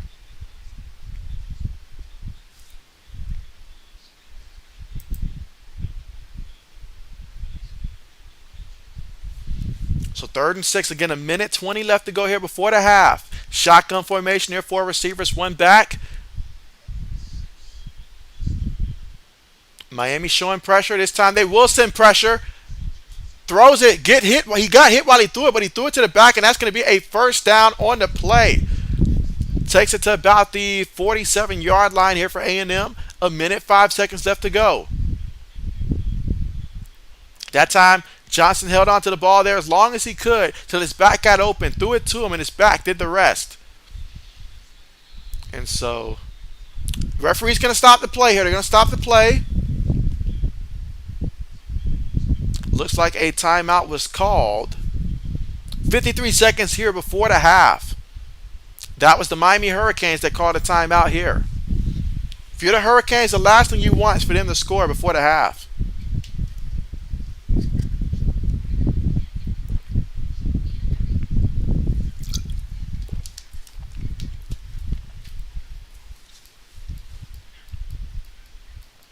All right, so 1 vote towards the Jaguars so far in this one. And so, okay, so towards the Jaguars. And, of course, Jaguars, the reason why Indianapolis did not make the playoffs last year. And Indy tied with Houston. So somebody's got to win in that division this week. Nobody won the first week. Somebody's got to win in that division this week. Up, and just like that, 2 votes in. And now we're all tied up again. 1 Colts, 1 Jaguars. And again, while we're at the commercial right now, let's see what's taking place around the NCAA League right now. And so, all right, so right now for the Florida University of South Florida game, South Florida still leads that one 28-24. Looks like Florida still has the ball here, under 7 minutes to go in that matchup. And so, again, this would be a massive loss there for the Gators, one that they cannot afford to lose. Meanwhile, Texas is still up over UTSA 24-17. But UTSA has the ball. So we'll see if they can turn that into a scoring drive. Washington still full control over Michigan State 36-14. Ohio State still up 77-21 over Toledo. Let's see, North Carolina State up 27-14. And Tennessee's up 56-6 over Akron. Mike says Ohio State 1,000-3. Yes, if it was 1,000-3, Mike, I'd be like, look, save some points for the rest of the season here. I love it, but let's save some of that for some of the games later on. But I'd still be happy, be extremely happy.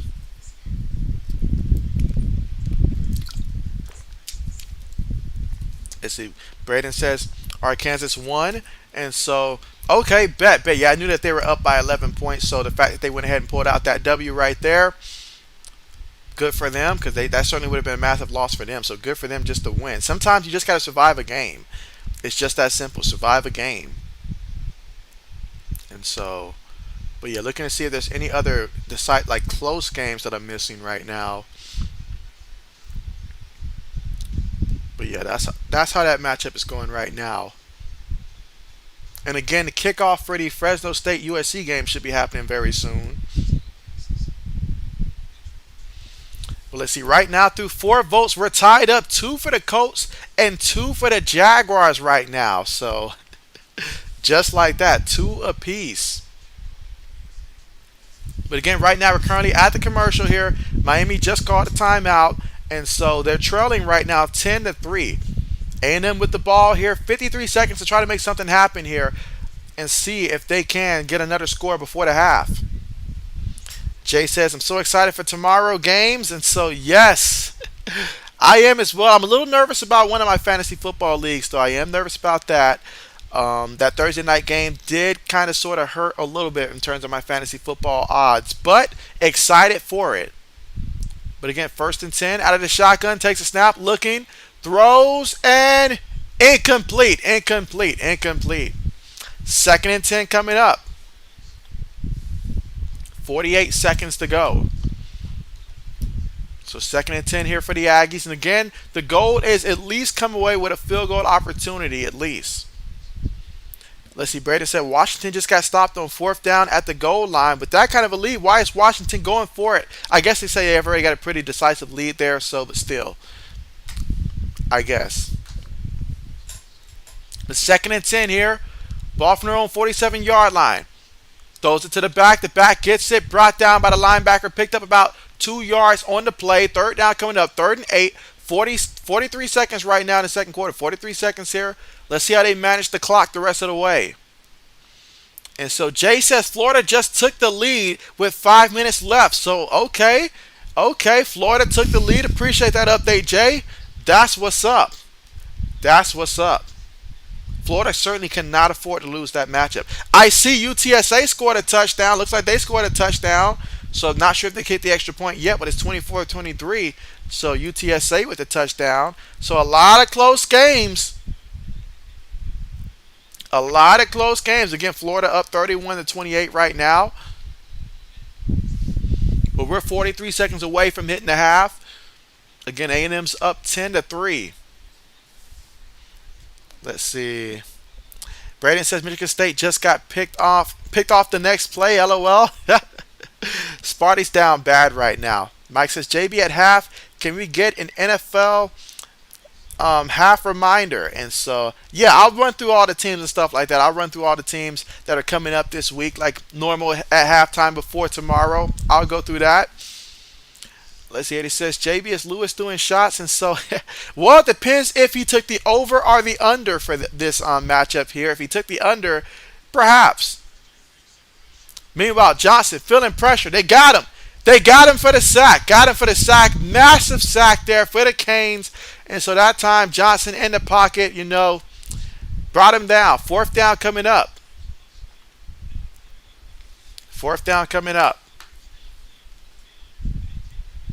That time he stepped up there, but there was a linebacker waiting on him. Got him.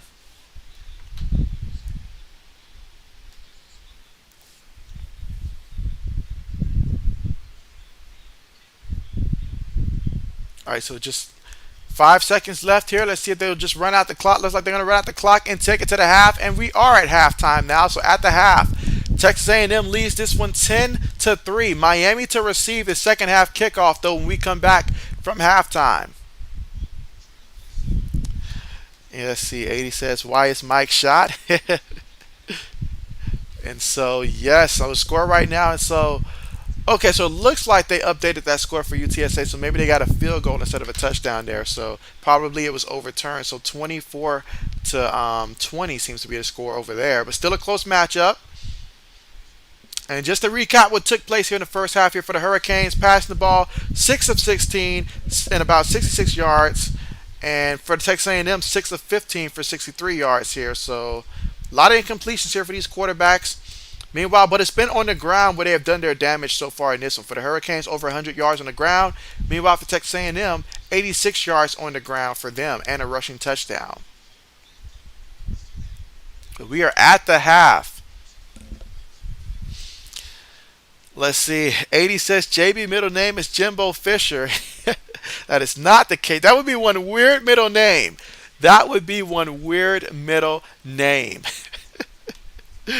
Let's see. Braden says the Iowa game might not start again until 12:30 in the morning. And Braden says LOL 80s. And so, let's see. 80 says Braden is my MVP. Jay says 220 viewers. And so, oh wow, I didn't even notice that. I appreciate that heads up there. But yes, absolutely. That is what's up. Appreciate everybody for coming through. And yeah, if you want to let me know through the chat who is everybody's favorite team or either who they're rooting for in this one, let me know what teams are you rooting for and who are your favorite teams. Whether we're talking college football, NFL, let me know what teams you root for in the chat. And let's see how we're doing right now on the poll.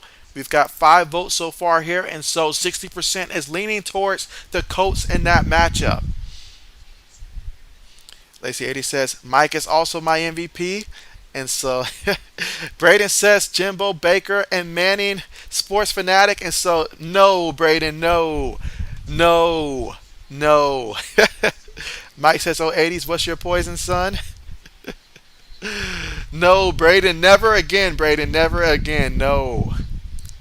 But since we are at the half right now, and you guys already know tomorrow the next live stream will be the Bears and Packers, which I'm anticipating to be a game decided by less than 7 points. I'm anticipating that game to come down to the wire, separated by 3 points or less is my predictions for that matchup there. But I feel like it's going to be a great game in that one. I'm excited for that one. This is about the most excited I've been for the Bears and Packers in quite some time because I feel like it's going to be just about an even matchup. So I'm looking forward to that. Let's see, 80 says Miami. And so, all right, so 80's rocking Miami here. And so I'm going to go ahead and go through each of these teams here for this upcoming NFL week tomorrow. And you guys let me know in the chat what team you got winning the matchup. Let me know what team you got winning the matchup. But let's see, Miami versus Baltimore. Who do you guys like in that one? Miami versus Baltimore. Who do you guys have in that one? I personally have Baltimore winning that one. Although I think it's going to be a tough game, very physical game, and Lamar Jackson's going to get a lot of hits, and it's going to be really tough for him, so he may not, for a fantasy perspective, do all that great, but I do think when it's all said and done that Baltimore will be victorious against Miami, but we'll have to see how that plays out, obviously. But you guys let me know, who do you guys like in that matchup there? Miami versus Baltimore. And I will go ahead and end the poll here. All right, so 80's got Baltimore. He's got Baltimore. Okay, so yeah. What's the score you got for that one? I'm thinking something along the lines of Baltimore winning, I want to say honestly, probably about 20-17 or something like that. I think 20-17 is about reasonable. But again, if you're just tuning in, we are right now at the half, so we're not missing any football right now. We're at the half right now, but when we come back from halftime, we'll get right back to the game. But again, Texas A&M up 10-3.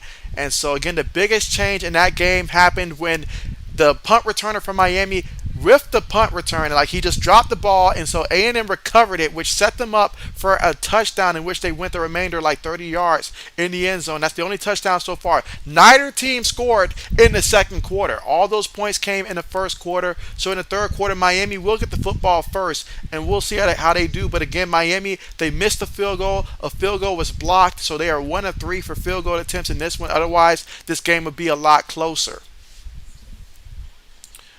But yeah, so 80 has Baltimore. I've got Baltimore as well. Let's see. All right, for the next matchup, who do you like, the Jets versus the Browns? Do you guys like the Jets versus the Browns in that matchup? Again, for tomorrow's early games and stuff like that. Jets versus the Browns. I believe that Joe Flacco will be quarterbacking for the Browns tomorrow. For the Jets tomorrow. So who do you guys like in that one? Me personally, I like the Browns in that matchup there. Nick Chubb, Kareem Hunt, that combination looked very good against Carolina, and so I got the Browns, especially winning at home here. Their new logo. We'll see how that works. Let's see. Mike says, if something happens to me, tell JB Ravens easy with not much effort. Let's see. 80 says he's got the Jets, so he's got the Jets winning that one. Okay. Jets over the Browns.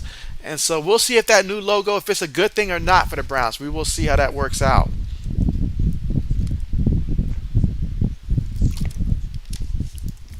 Let's see. Jay says Browns running game too strong for New York. And so Jay agrees with me. The Browns there. Okay. Bet. And so yeah, I mean, I see the Cleveland Browns winning that one there. And so 80 says them Jets. All right, so I'll leave that up for a second. All right, so next up would be the Washington Commanders versus the Detroit Lions there. So the Commanders versus the Lions. Who do we like in that matchup there? I mean, for me personally, Washington, I saw a lot of things that I did like for Washington in week one. You know, the resurgence of Curtis Samuel, that was pretty big to see for Washington. Antonio Gibson, he looked like he was, ready to ball out. And so I just want to see, can they be consistent in week two? Obviously, Carson Wentz is the quarterback. I chose Detroit to win that matchup. I'm sticking with that one, but I'm really going to be looking at Washington as well to determine in the long run the type of team that Washington will be. But I'm going to go with Detroit. At home, I saw what they did, especially in the fourth quarter against Philly. If they can pick up where they left off at, then I like Detroit in that matchup. I do. I do. So, so yeah, I got Detroit. Let's see. Mike says Jets stomp the Browns. So Mike says the Jets are going to stomp Cleveland. And so 80 says Lions. Mike says Commanders easy. And so Mike, I thought you had a strong dislike of the Washington Commanders. I thought you had a strong dislike of the Commanders, honestly. But Mike says he's got the Commanders winning that one easily. Okay. Okay, bet. Bet. All right, so how about Indianapolis versus Jacksonville? I know Mr. JB believes in his Indianapolis Colts, but who do you guys like, Indy or Jacksonville? And so, I mean, I know Jacksonville has given Indianapolis struggles over the year. We just saw Indianapolis tie with Houston last week. And so, in that matchup there, I thought about it for a while, but I guess I will lean towards Jacksonville at home and stuff like that. I mean, I got to see something from Matt Ryan, but I do know Michael Pittman Jr., he's not playing. Alec Pierce, he's not playing for Indianapolis. So those are some guys that Matt Ryan certainly needs. So they're going to have to probably rely a little bit more, obviously, on the ground game and their tight ends. They're going to have to rely on those. But Matt Ryan, we'll see what he does. We'll see what he does. Mike says, I do, JB, but you ask who's going to win. And so, okay, well, you're right. You're right. Who's going to win? And so Mike says Commanders are going to win. He said he doesn't have to like them to say that they're going to win. So, okay, okay, okay. But yeah, I got Jacksonville. Thinking final score might be something like along the lines of 26 to 20. 26 to 20, something like that. Jacksonville over Indianapolis. Let's see. Jay says, I still like Matt Ryan and Taylor. And so, yeah, that's true. That's true. Without Michael Pittman Jr., though, it's going to be a little bit tougher, though. Going to be a little bit tougher, though. But it's still very possible that they could very well win. Very possible. Braden says Washington's up 39 to 14 now. So I guess they kicked an extra field goal there, so 39 to 14. Appreciate the score update there, Braden. All right, so let's see. Next matchup is Tampa Bay on the road at the Saints. How are we feeling about that? Buccaneers on the road tomorrow against the Saints. And again, you're just tuning in right now. The score is Texas A&M up 10 to 3, but we are at halftime right now, so we're just talking till we get back from halftime. But yeah, that score right there. Buccaneers on the road at the Saints. Buccaneers got almost every receiver on the roster on the injury list. And obviously, tight end was not a factor last game. Leonard Fournette, he's a little bit on the injury list as well.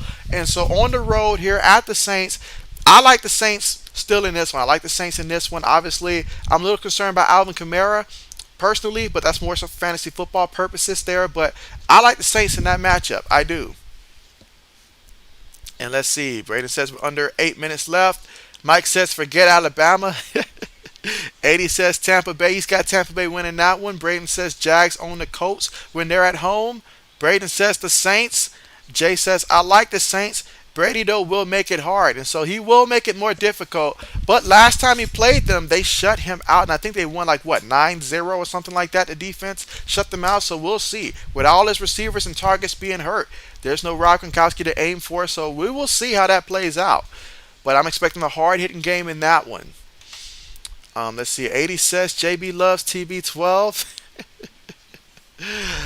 Hey, so you guys know how I feel about TB12. You guys know how I feel about TB12 for sure. All right, let's see. But that's who we got there. So most of us going with the Saints in that one. All right, so how about this one? Carolina on the road at the Giants. And so the Giants, they look pretty impressive in week one. Saquon Barkley looks like Saquon is back finally. It's been some time, but it looks like he's back and he's running rid of vengeance right now. And plus, all the draft picks that they made to improve this team, all the moves. And so, how do you guys like Carolina on the road at the Giants here? And of course, Carolina, they were so close to beating Cleveland last week. It just wasn't meant to be. But who do you guys like there? Christian McCaffrey versus Saquon Barkley. Who do you like in that one? I like the fact that they scheduled these two teams early in the season so that way we can see both of these running backs against each other. Because later in the season, you just never know injury-wise. You just never know. Jay says Florida's up by 3 with 44 seconds, but South Florida has the ball. And so, interesting. Very interesting. And so let's see. Braden says Washington up 39-20 now. So Michigan State did score. Okay. Okay. Braden's got the Panthers winning. He's got the Panthers winning. I think that I'm going to go with the Giants to win that matchup there. I think I'm going with the Giants to win that one.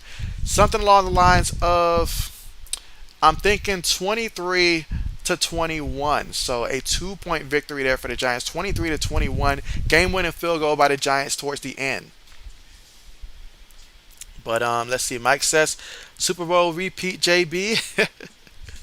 Let's see. Old says JB 77-21. Buckeyes putting everyone on notice. And so, yeah, I keep glancing at the score. Obviously I'm concerned about my Buckeyes. Well, not concerned, but I want to know who's getting the touchdowns. But man, that's great. That is great. That is great. JB's happy about that. JB's happy about that. And so I see that Texas and UTSA game is still close, 24-23.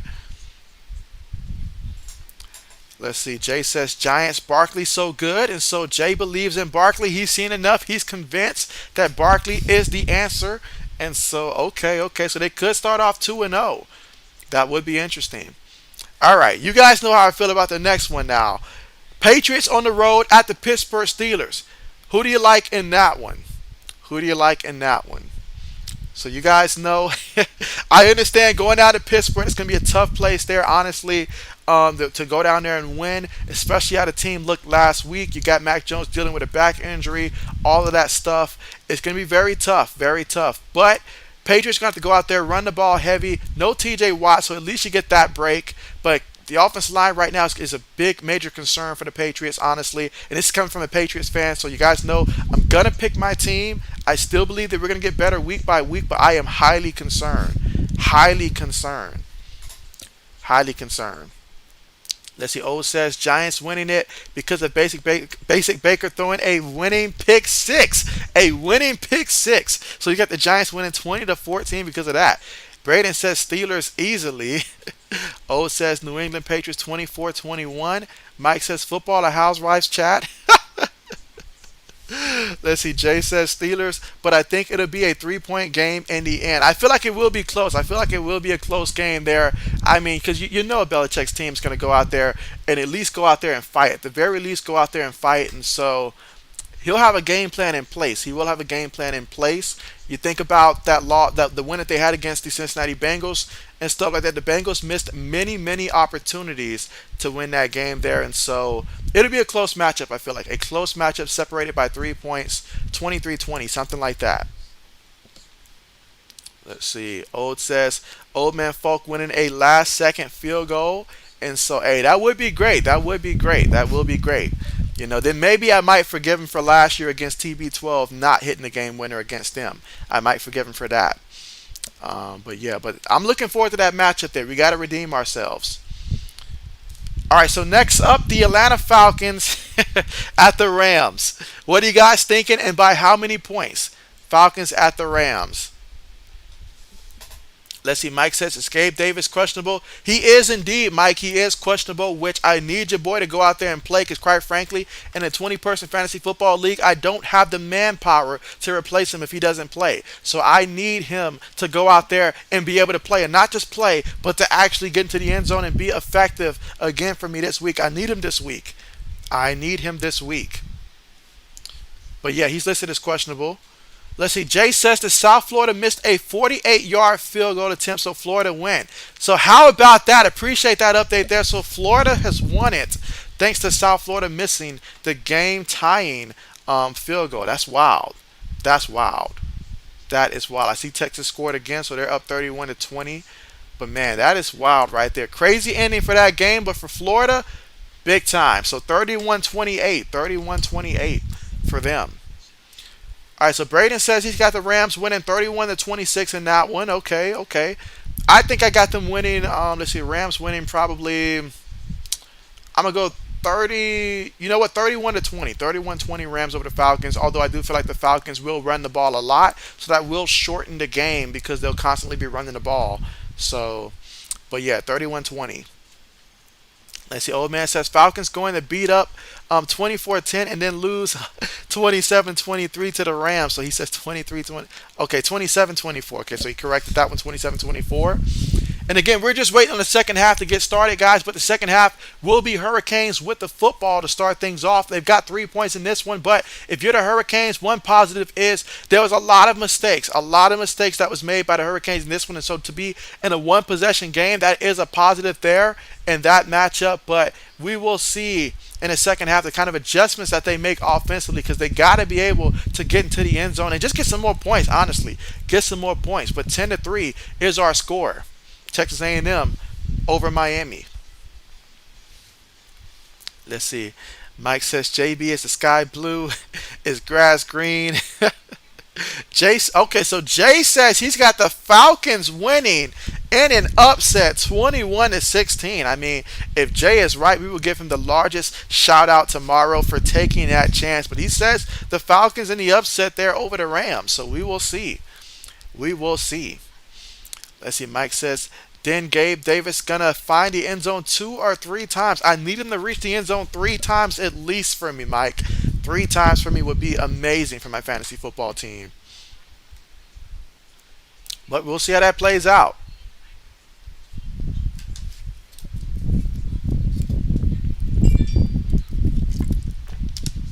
We will see how that plays out. All right, so let's see. All right, so up next, the Seattle Seahawks on the road against the San Francisco 49ers. So it seems like a little bit of rain might be in the forecast for that matchup there, but not as much as what we saw last time for the Bears versus the 49ers. So who do you guys like in that one? Geno Smith and the 1-0 Seattle Seahawks on the road at the 0-1 San Francisco 49ers. Who you guys taking in that matchup? I chose the 49ers to win this one. I feel like this is the kind of game where, they were close, last week. Deebo Samuel, he made a mistake. I feel like Deebo Samuel's going to have a big game in this one. He's going to have to. I got the 49ers winning, but a close one. A close one. A very close one. Let's see. Old man says, hopefully Allen throws 5 picks and fumbles the game away because JB robbed me.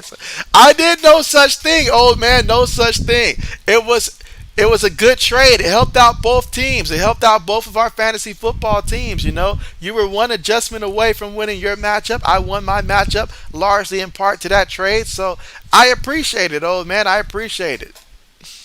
Let's see. Braden says 49ers. So he's got the 49ers.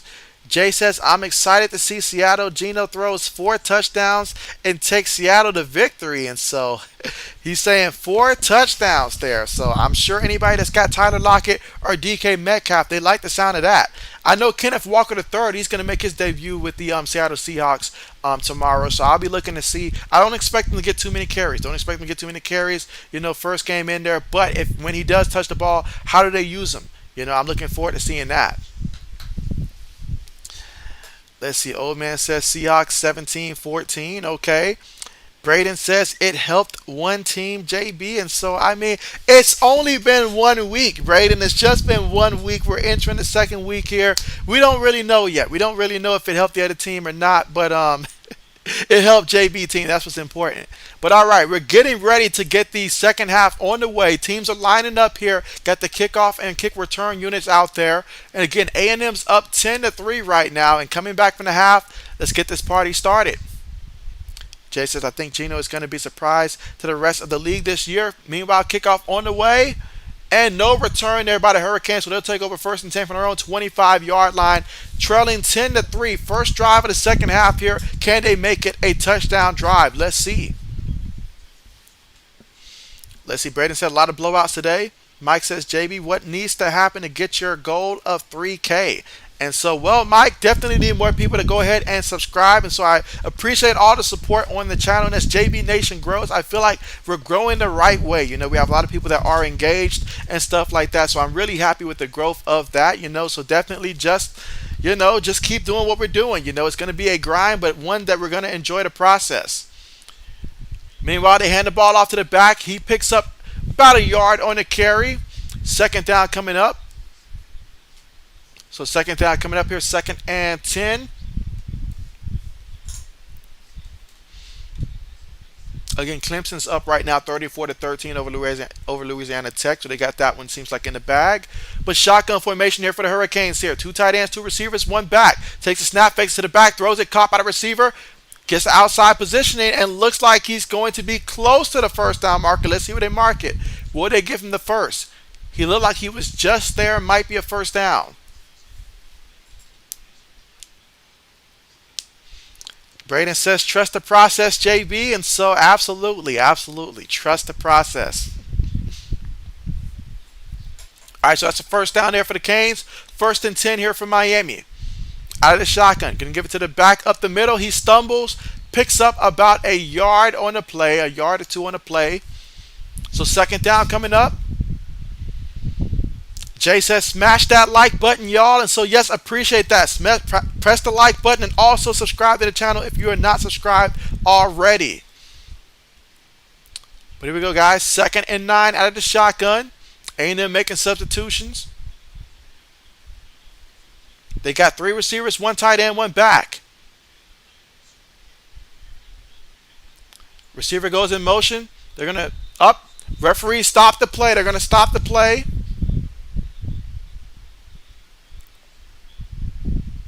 So they're going to stop the play here. Let's see. Jay says, we all enjoy football here, and this will be a great season to watch. That is right. That's the best part about, obviously these live streams here is that we got so many people from different teams all throughout. Whether we're talking college, NFL, NBA stuff, everybody's got their own teams, but we're all, able to be respectful and still, appreciate, even though it's competition, it's still, I love the fact that we're able to still be competitive without being disrespectful with it here on this channel. So I do love that aspect about it. All right, so there was a timeout called by Miami.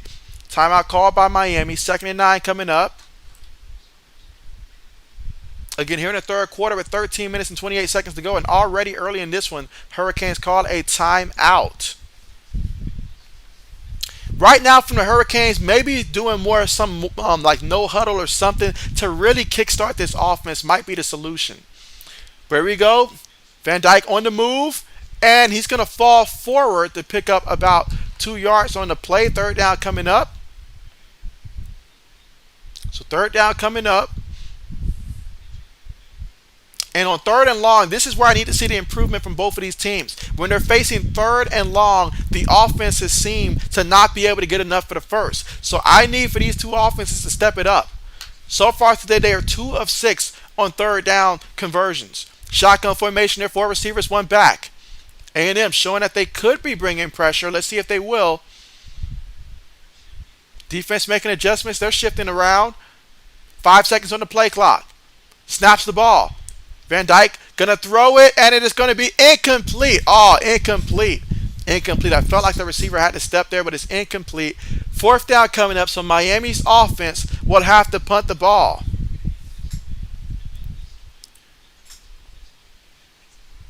Honestly, looking at that pass there, that's a pass you got to make.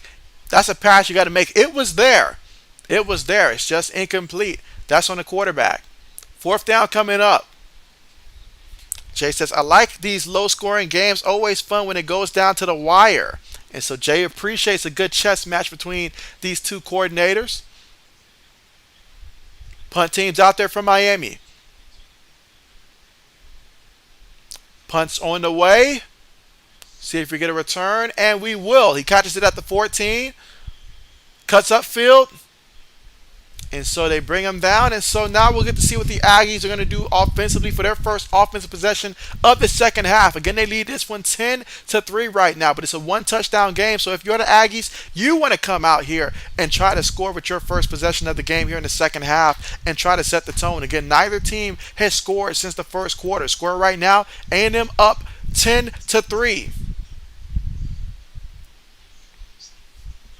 Let's see. Braden says that Washington's up 39-28 now. How much time is left in that game, Braden? Because it seems like Michigan State wants to make a push late in that one. So how much time is left in that game?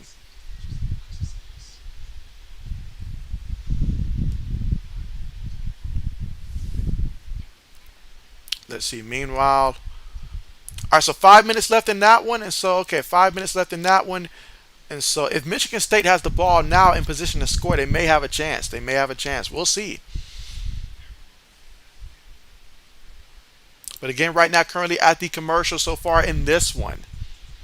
But yeah, I need to see more energy from these teams. And honestly, they need to avoid third and long. That's their problems for both of these teams. Both of these teams are able to run the ball. But when they have to pass the ball, whenever we're looking at 3rd and 8 or something like that, it seems like both of these offenses, they pretty much stalled out. So I need to see more from both of these offenses. Again, Texas A&M only got this touchdown really because Miami fumbled that punt return early in that first quarter. And so right now, that's the only difference so far in this game. But both of these teams, they need to have their quarterback step up on third down, especially when it's like 3rd and 6 or 3rd and 7 or 3rd and 8 and stuff like that. They need to be able to step it up. Braden says they're going for an onside kick. Mike says, let's go Buffalo. But again, still right now, currently at the commercial. Will be Aggie football from their own 24-yard line.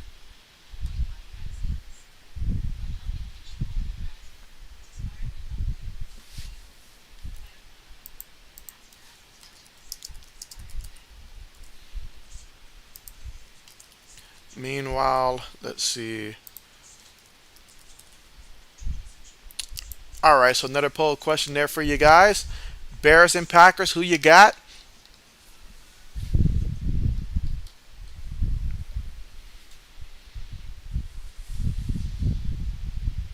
But yeah, I mean, honestly, right now, I expected a lot more from Tyler Van Dyke from Miami.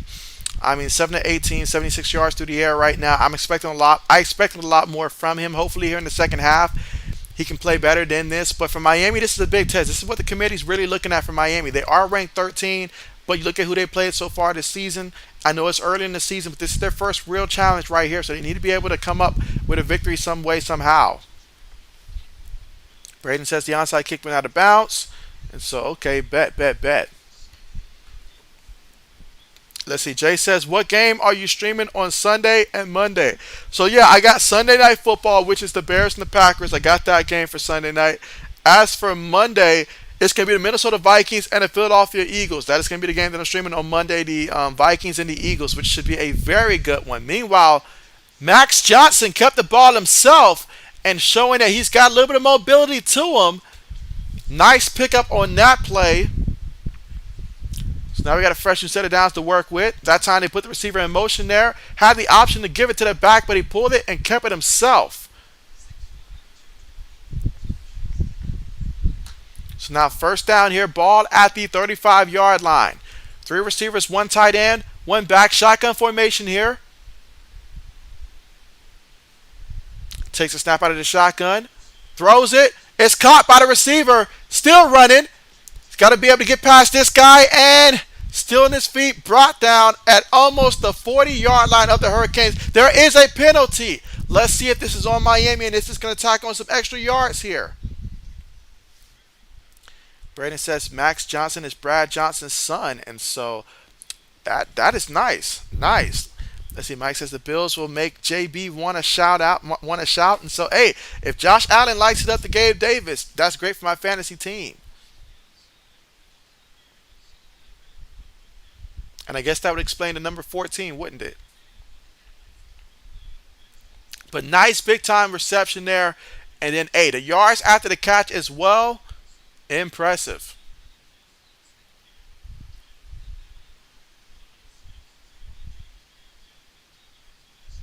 So yeah, you added 15 yards there. Mr. Williams made a bad decision there, slamming him to the ground like that.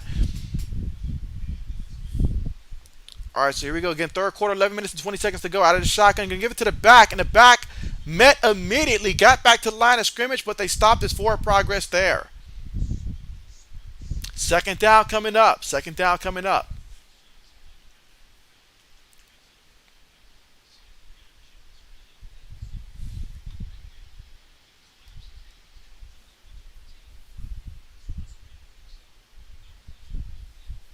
All right, so second and 10 coming up here from the Miami 25-yard line.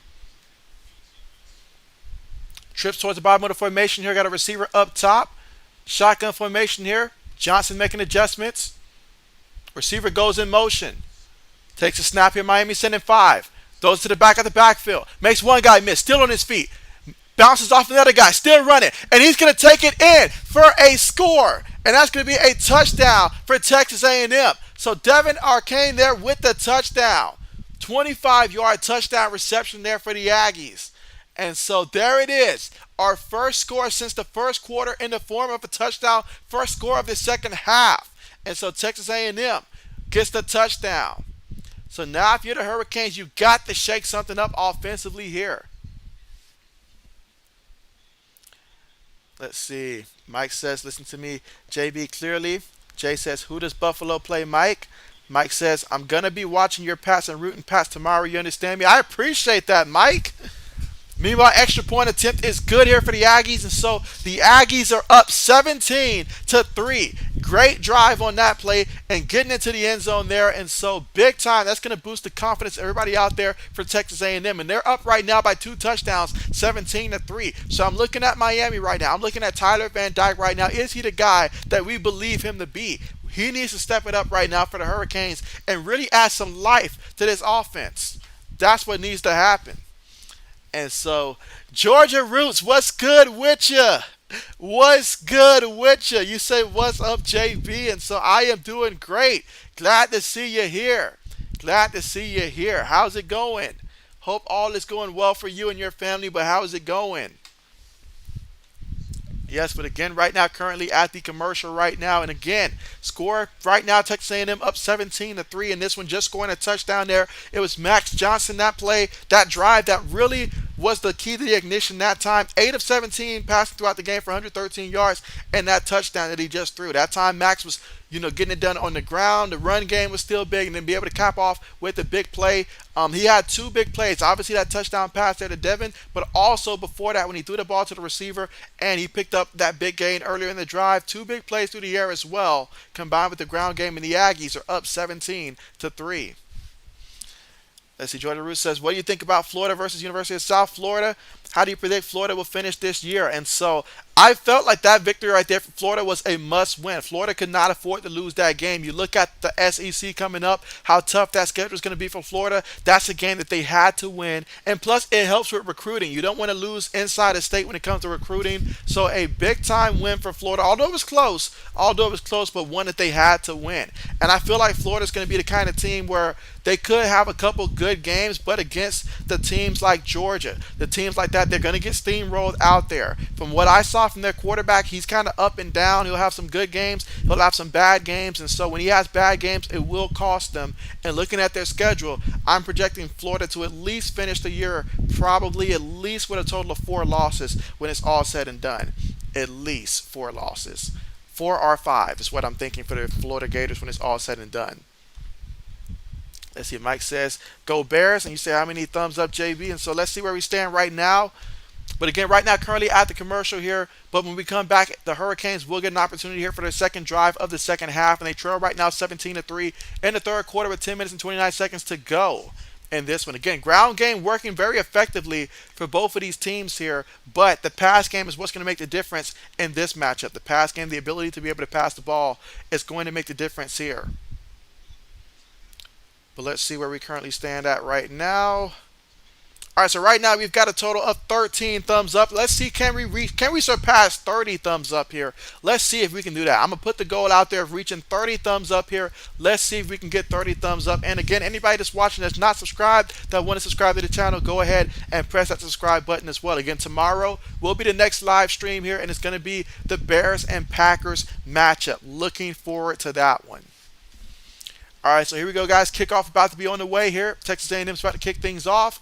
And let's see if Miami will return it. So far today, they have not returned, I don't think, a single kickoff. Let's see if this will change here. Kickoff on the way. No return on that one. So no return here. So the Hurricanes once again will start off from their own 25-yard line here. And so trailing by 2 touchdowns, the offense has to show some type of form of life here. Let's see what they do. Again, Miami did have some opportunities early on. Like early in the first quarter, they were moving the ball, but they did miss a field goal. The field goal was blocked early on as well. And so if you have those points right now, we're looking at least 17-9, not to mention the fact if you don't make the mistake on special teams and if you get to the end zone, this could be a different game. But right now, it is what it is, 17-3. Let's see what they do from their own 25-yard line. Tight end goes in motion here, takes a snap. Going to quarterback's going to keep it. Van Dyke has it, and he's brought down. He picked up maybe 2 yards on that play. I thought he was going to have an opportunity to at least get about 6 or more yards on that play, but that hole closed up quickly. So we got 2nd and 8 coming up here for the Hurricanes. I want to see them hurry up to the line of scrimmage here and just add some more momentum. I feel like momentum right now is lacking. They need to get into a rhythm here if you're Miami.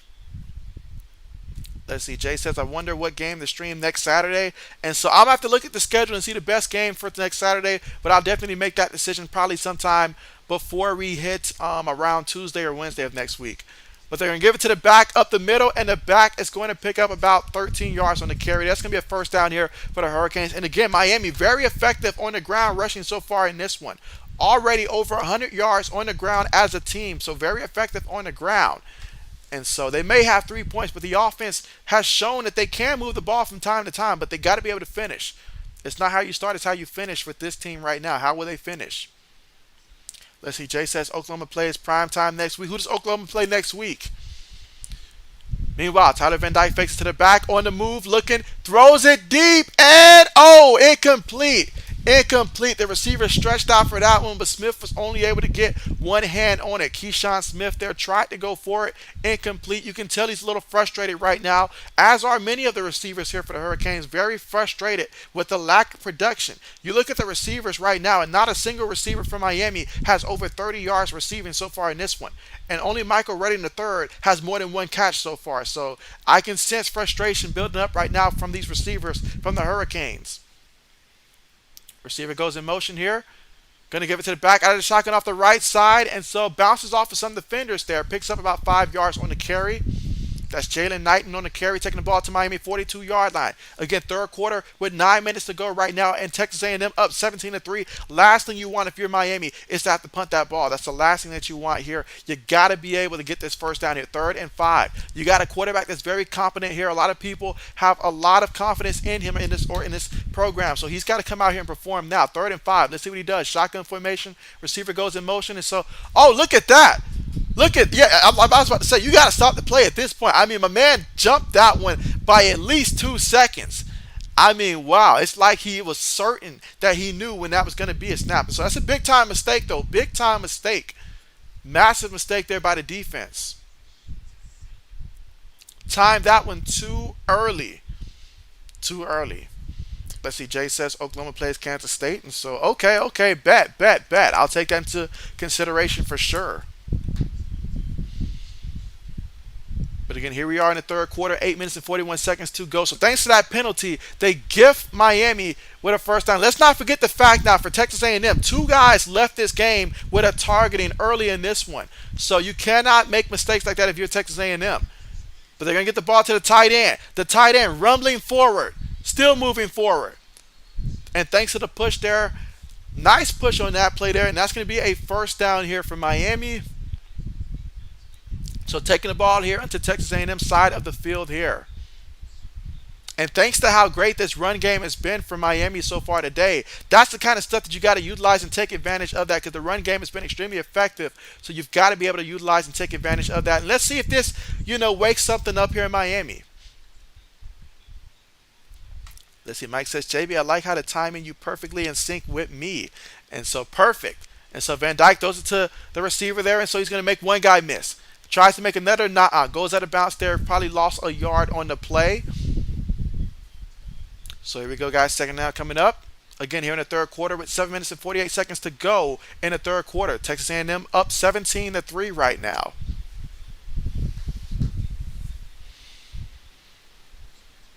But yeah, I mean, if this game does get close now, those missing players on that A&M defense will become more and more of a factor. Because also outside of the targeting, you also got the players that were currently suspended as well in that secondary also. So you're missing about 4 guys who would normally be out there for Texas A&M. Here we go, 2nd and 10. 5 seconds right now in the play clock for Miami. They take the snap out of the shotgun, going to pitch it to the back off the right side, and he's going to pick up about 3 yards on that play. Third down coming up. So third down coming up, and this is the kind of situation that I alluded to earlier where you need your quarterback to step up and make a play. When it's 3rd and 7, when it's 3rd and 8, these kind of plays right here, because right now you're at Texas A&M 34-yard line. The last thing you want is to have to try to bring out a field goal unit for a long field goal or something like that. You have to be able to pick up this first down here if you're Miami. If you are that dude, you got to get that first down here. Let's see what happens. 3rd and 8. They're looking to the sideline for the play here. All right, so let's see. We got a tight end, got a back, got 3 receivers. 4 seconds right now on the play clock. They snap the ball, throw it quickly to the receiver. He's got to make somebody miss. And he does. He's still running. 20. Oh, he shook that man down. And so how did he still make that tackle from the ground, though? I thought that was going to be a touchdown. But it is a first down there for the Hurricanes. And so they needed that. That time they just put the ball into their playmaker hand and said, look, you go out there and make the play. Trusting your playmakers to make the play when it matters the most. And he did just that. He did just that. Meanwhile, Braden says that Washington wins 39-28. Okay, bet. All right, here we go, guys. 2 tight ends, 2 receivers, 1 back. Take the snap here. Going to give it to the back, and the back goes off the right guard. They're going to pick up about 3 yards on that carry, 2-3 yards. So inside the red zone here, 2nd and goal coming up here for the Hurricanes. Again, if you're Miami, all you're thinking about right now is touchdown. You're here in the third quarter, 5 minutes and 45 seconds to go here. And so 10 plays on this drive, 67 yards, and about 4 minutes and 50 seconds of time possession on this drive here. But can Miami finish in the end zone? That's the real question. Here we go. Takes a snap. Quarterback's going to keep it. And he's going to pick up about 2 yards on that carry. So that time he kept it. 3rd down coming up. So big, huge 3rd down here. Texas A&M has been fantastic on these 3rd downs so far throughout. So this is very important coming up here. 3rd down and about 6. Can Miami get into the end zone here? And if not, if they pick up some positive yards, will they consider going for it at this point of the game? Because I feel like if you get a field goal here, that's definitely a win for Texas A&M defense. But 5 minutes to go in the third quarter. Again, Texas A&M up 17-3. Again, shotgun here for Miami. 3 receivers, 1 tight end, 1 back. 3rd and goal. Van Dyke making adjustments here. And let's see how many guys will A&M send after the quarterback here. They're making adjustments. 2 seconds. They snap the ball, gives it to the back, and he's brought down. He picked up about 2 yards on the play. And I feel like that play call right there, I probably would have been better if they passed the ball there. But nevertheless, good stop there by Texas A&M defense. 4th down coming up. Quarterback's going to the sideline. Special teams unit coming out. And so far, the kicker today, he is 1 of 3 kicking a field goal. Let's see. Braden says USC's up 14-0 on Fresno State. All right, so last time he missed it, it was blocked, so he's got to be able to get that out of his head. It's just 22 yards, though. Let's see if he can make it. They're down by 14. If he makes it, it'll chop it down to 11. Hold is good, kick is up, and the kick is good. So Miami's going to get 3 points here. So they've got a total of 6 points here. So our score right now, Texas A&M up 17-6 right now over the Hurricanes. Here in the third quarter with 4 minutes and 4 seconds to go. So that drive right there, it showed some promise, but like other drives for the Hurricanes, it just stalled out at the end, and they ended up having to settle for a field goal. These are some opportunities they're leaving on the table right now. A lot of opportunities left on the table. But again, right now, we're just hitting the commercial right now. And so when we come back out there, we'll get to see what Texas A&M offensively can do. They're up 17-6. Can they score again and add some more distance between themselves and the Hurricanes? But Tyler Van Dyke so far today, 10 of 22 passing for 117 yards. No touchdowns, no interceptions so far in this one. Hurricanes on the ground, though, 29 carries for 133 yards, so that's a positive from Miami. They are moving the ball on the ground, but you got to be able to capitalize and finish in order for it to mean something in this one, especially as time continues to go on. Now, we've got 4 minutes left to go in the third quarter. We'll see how Miami's defense does here against the Aggies offense. But Max Johnson, he's 8 of 17 for 113 yards, 1 touchdown. He's also got 5 carries in this one for 8 yards so far today. Now, Texas A&M on the ground, they've got 21 carries for 97 yards. And so Devin Arcane, he's got 11 carries for 76 yards. He's also got 4 catches, 42 yards, and a touchdown as well. So he's been a major factor here for the Aggies offensively. But again, just over 4 minutes to go here in the third quarter.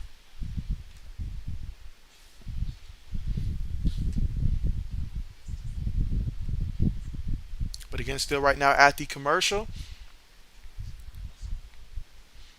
Let's see how many thumbs up we're at right now. So right now we are currently at a total of, all right, so right now we got 14 thumbs up. So yeah, let's see if we can reach at least 20. Let's aim for 20. At least 20 thumbs up. And again, another reminder is that the next stream will be tomorrow, the Bears and the Packers. I also will be streaming Monday Night Football as well. It's going to be the Vikings and the Eagles. That's going to be the game that I will be streaming on Monday.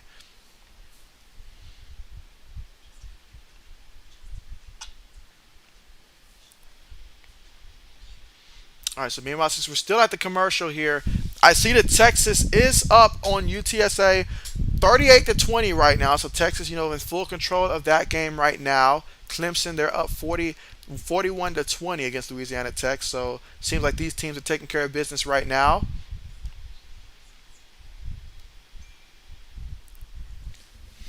Let's see. Jay says, I miss when A&M was in the Big 12. And so, those were the days. Those were the days. Those were the days. And so, those were the days.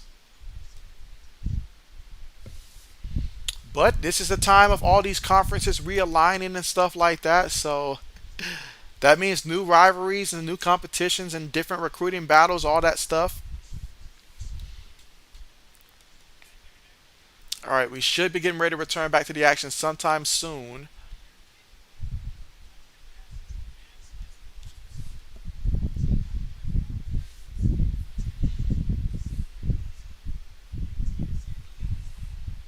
And again, just waiting for them to return back to the action of the game here. Again, square right now, Texas A&M up 17-6. Jay says it will be interesting to see what happens with all these conferences. And so, yes, I'm excited for the Big Ten. You guys know I love the Big Ten. I'm excited to see how that's going to play out. Jay says, and expansion. And so, yes, the way that we know college football is evolving. All right, so kickoff into the end zone here. Texas A&M not going to return it, so they're going to take over from their own 25-yard line here. And so they're leading this one 17-6 here. And so we know what happened with A&M last week. They had the upset loss against Appalachian State, but it's like I've been saying the entire time, like I can't fault them so much for that loss. Appalachian State is a very good team. They're the kind of team that if I'm a ranked team, I'm keeping them off my schedule because they're just like playing a ranked team, except you don't get the credit that you get for beating a ranked team when you play a team like Appalachian State. But they're just as good as any ranked team, honestly, in my opinion. Especially if we're talking about teams from like the 20 to 25 range. Absolutely. But here we go here for A&M. Quarterback on the move. Johnson's going to keep it, and he's going to take it to their own 30-yard line there. So picked up 5 yards on the scramble. Again, here in the third quarter with 3 minutes and 55 seconds to go. Second down coming up, 2nd and 5 from their own 30-yard line. And again, if you're A&M, just keep moving the ball. Just keep moving the ball. It's just that simple. Keep moving the ball. You want long drives here if you're Texas A&M that result in points. Here we go. Shotgun, 3 receivers, 1 tight end, 1 back.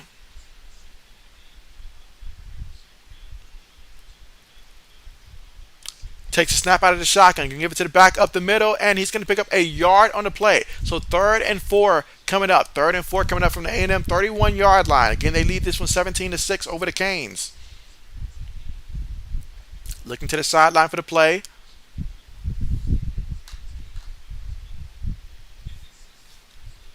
And And again, last time out there, they did score a touchdown last time out there, and so they want to replicate that. They really want to replicate that on this drive here with an important third down coming up here, 3rd and 4, to try to keep this drive alive. You've got 3 receivers towards the bottom of the screen here, 1 receiver at the top. Receiver goes in motion. Takes the snap here. Kane sending 5. Johnson throws it. It's caught by the receiver.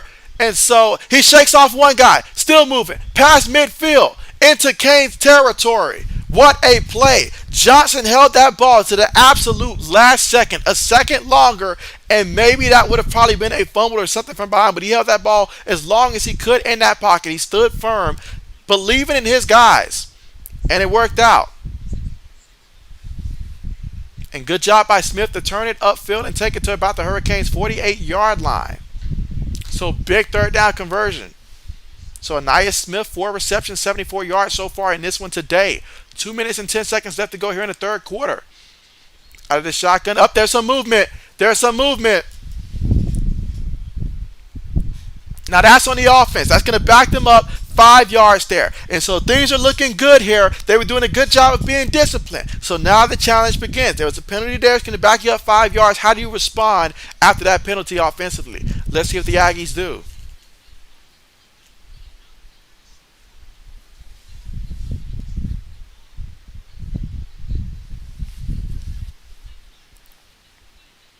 All right, let us see what the Aggies are going to do here. Shotgun formation here. 3 receivers, 1 tight end, 1 back. Takes a snap. Hurricane sending 4. Johnson in the pocket. He's moving. He's going to run. He's still running. Takes on the contact there before going out of bounds. Takes it to Miami's 44-yard line. 1:41 left to go here in the third quarter. One thing to keep in mind also, Miami already burned 1 timeout early in this quarter, and so they only have 2 timeouts remaining. So as long as Texas A&M has the lead, that will become a factor later in this game. But already they're all lined up here. 3 receivers, 1 tight end, 1 back. Receiver goes in motion, takes it, gonna hand it to the back, and the back tried the juke there, but good tackle there by the defense, and so he's gonna pick up about 2 yards on that play. Braden says, what teams from the FCS do you think should move up to the FBS? And so, that is a great question right there. An absolutely great question. Let me think of a couple teams there. I'll get back to that question there, but a great question there. I got to think about that one. But meanwhile, 3rd and 2. 50 seconds left to go here in the third quarter. Shotgun here. Receiver goes in motion. Going to take the snap. Gives it to the back, and the back looking for room. He's not going to find it. In fact, he's going to lose a yard on the play. Big time stop there by the Canes defense. That one that you had to make. You had to make that stop.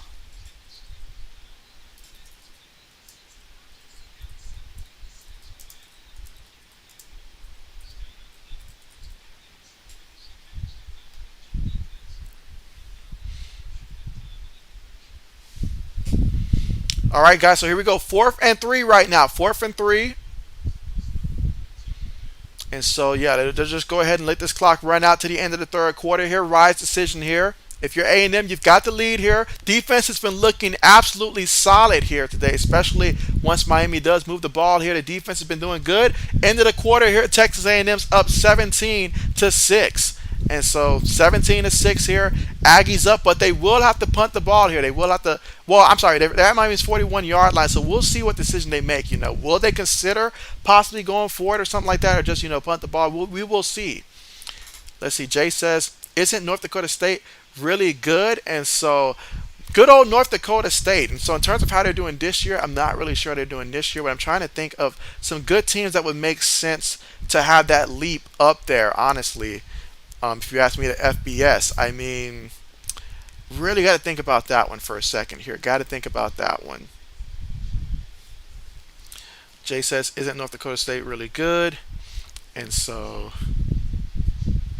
all right. But again, right now, currently at the end of the third quarter here, score is Texas A&M up 17-6.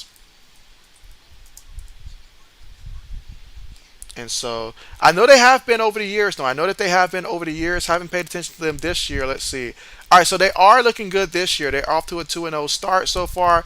But for them, it'll be interesting though, like when they play against how it goes against Arizona. But okay, bet.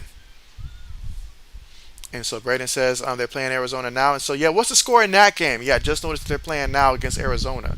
What's the score in that one? I mean, that would be a good candidate there.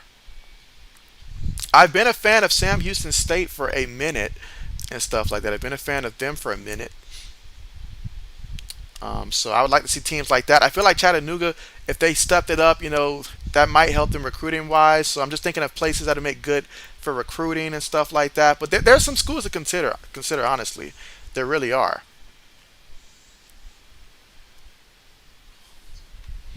All right, but again, here we are at the commercial right now. So again, not missing any of the action here because it is the end of the third quarter. So that means one quarter left, and right now the Aggies are up 17-6 in this one. And so just to recap so far what took place.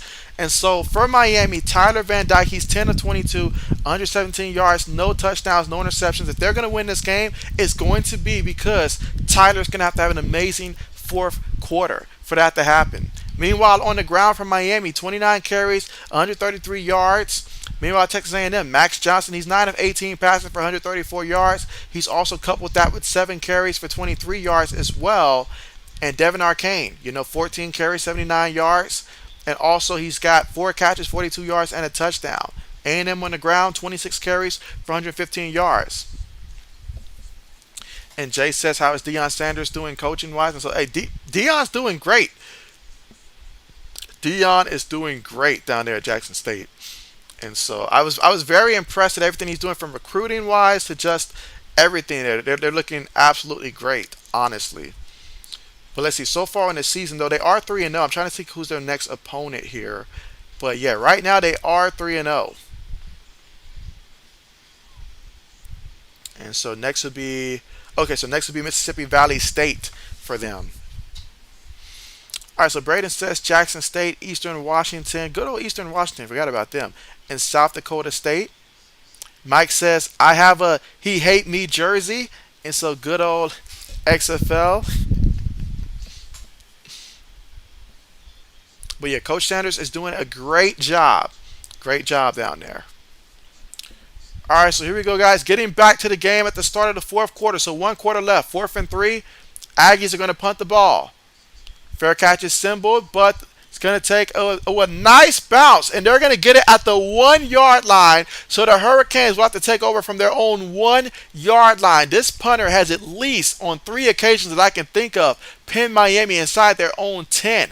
Part of the problem for the Hurricanes is they're having to drive so far down the field. They're not starting off with good field position, and right now it's hurting them because they're having good drives where they are moving the ball, but then they'll stall out. And so that would really help if you had better field position because they can move it 40 yards. They can move it 50 yards. But getting it to go 90-plus yards has been the issue for Miami. They can get it close, but not all the way. So now from their own 1-yard line, this will be quite the challenge here for the Hurricanes here in the fourth quarter. With only 2 timeouts here, you really want to see if you can try to score at least something on this drive here.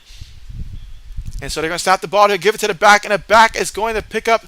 He's still fighting forward here.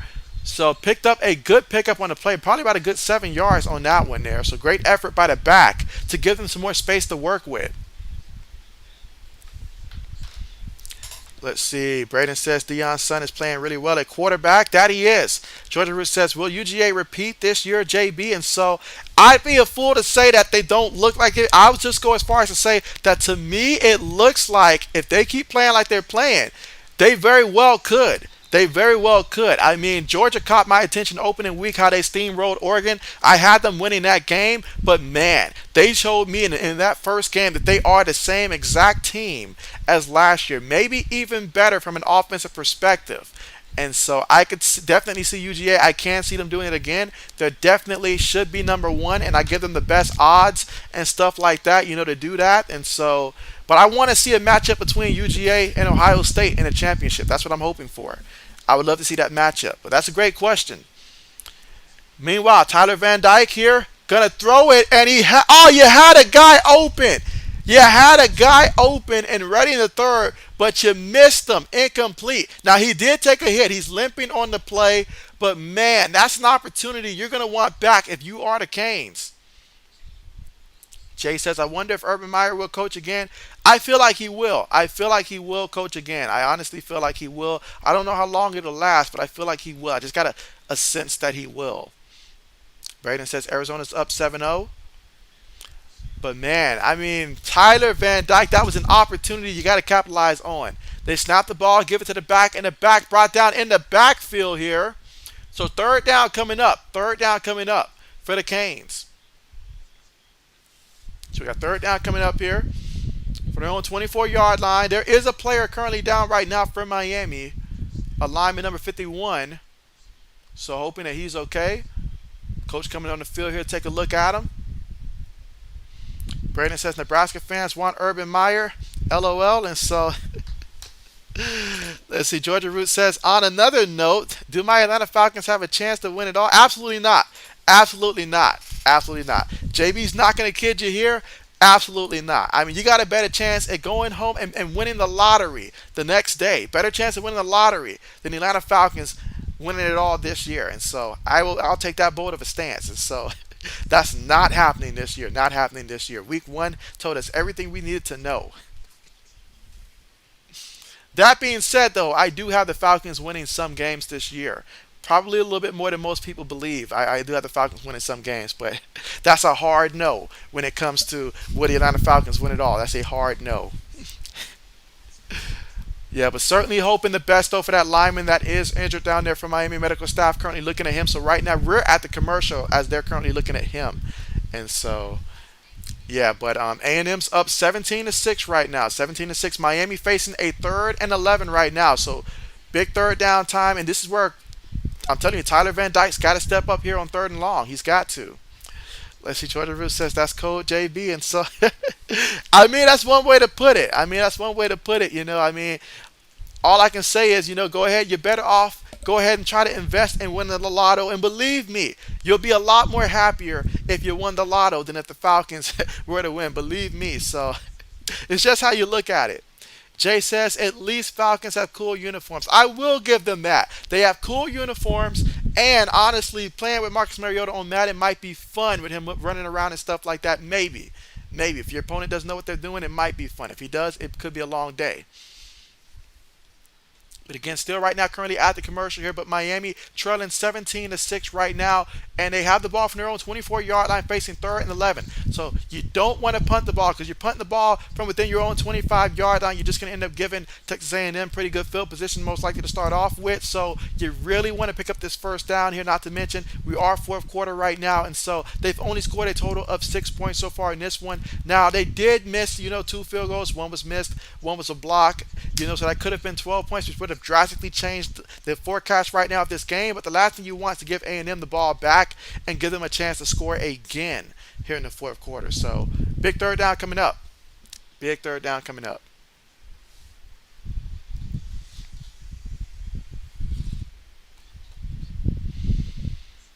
But I will say this for the Falcons, though. Having Drake London, having Kyle Pitts, those guys are the future of the team. So you got some pieces to work with. I do believe in Desmond Ryder. I do believe in him in the future for the Falcons, that he can be that guy. But there are some pieces there, but the pieces are too young, and it's not enough pieces to put it together for the Falcons yet. So, all right, so getting back to the action here. Again, Hurricanes facing 3rd down here, 3rd and 11 from their own 24-yard line. Shotgun formation here, 3 receivers, 1 tight end, 1 back. Van Dyke making adjustments.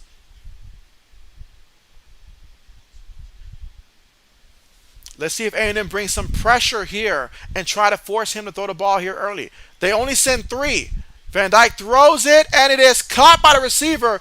Let's see where they mark his forward progress here. That's going to be very critical where they mark his forward progress here. All right, so they gave him a first down here. So great spotting on that one there. He gets the first down here for the Hurricanes, and that is massive right now. That is massive because you do not want to get the ball back to Texas A&M and not score something on this drive. Even if it's a field goal could still make it a one-possession game. You got to come away with something here on this drive if you're Miami. But here we go, 1st and 10 for the Canes. Shotgun formation. Three receivers, one tight end, one back, looking to the sideline.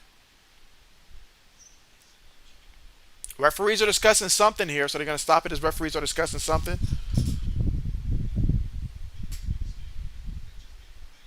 Oh, they're looking at this replay again. I mean, looks to me that he got the first down here.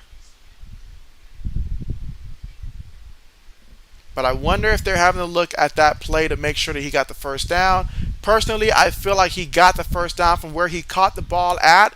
Obviously, they're going to give him that forward progress there, so I feel like he got the first.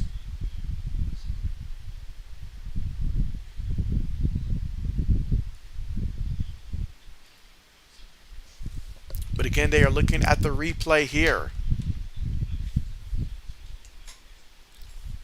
Let's see. And while they're looking at the replay here, all right, so let's see. So while they're looking at the replay here, all right, so the play stands. So yeah, that was quick. That was easy. I saw it at first glance. He got the first down there, so we'll keep it going. But they did look at it to make sure that he did get the first down.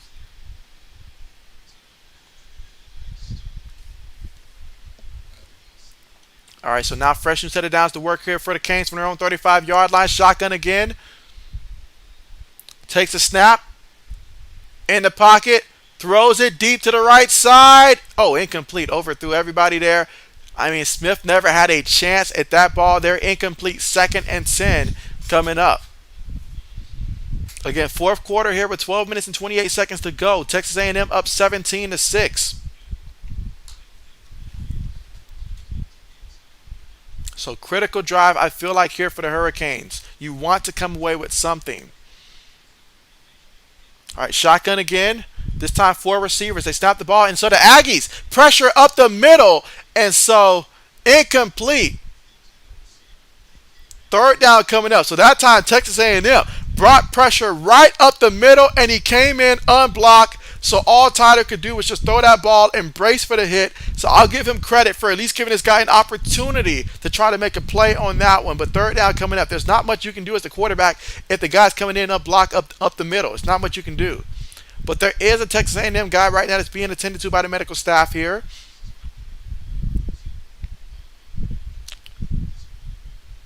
So they're taking a look at him.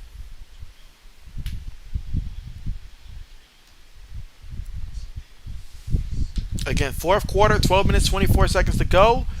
A&M up 17-6. And so this is big in the sense that you think about all the guys at Texas A&M, the 2 guys they had thrown out the game with the targeting calls, and also the 2 guys they have that suspended in the secondary. And so you look at all of that. So each guy that leaves the field here for Texas A&M, I mean, it becomes more and more of a factor, especially if Miami's offense really starts to take it to the next level, because you look at all the guys that's currently out right now for Texas A&M's defense.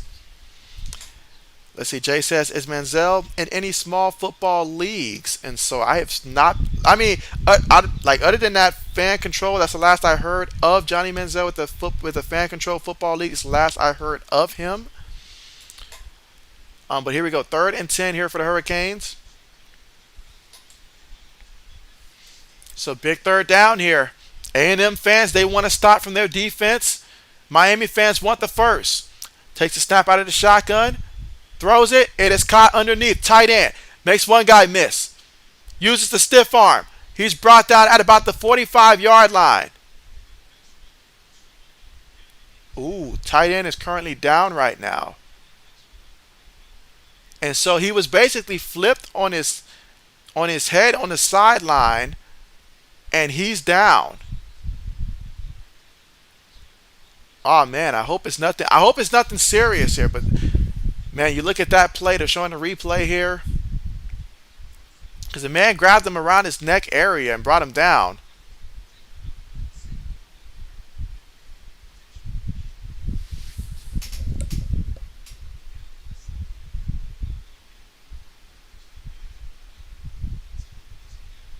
Oh, brought him down directly on his head.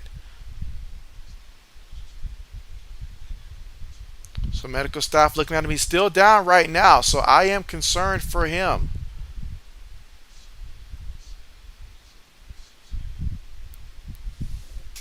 And so, Yeah, a lot of guys around him, so hoping that he's okay. Definitely hoping that he is okay. Jay says hope he's okay. And so yeah, right now you can tell by the guys that's currently around him right now. And yeah, you look at that replay. He was brought down directly on his head on that play. I know he's a big guy, but man. All right, so they're rolling him over. Oh man, you absolutely have to be concerned right now for him on the sideline. The way the medical staff is just holding his head up like that.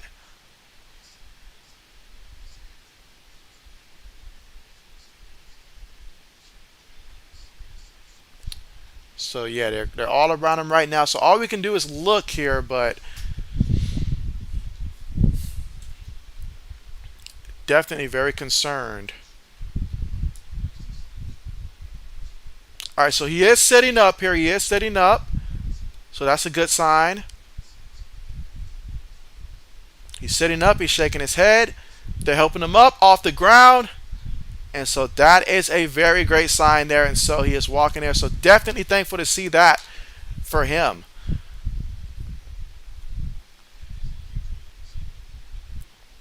So yeah, so he'll be on the sideline there. And again, he did pick up 21 yards on that play.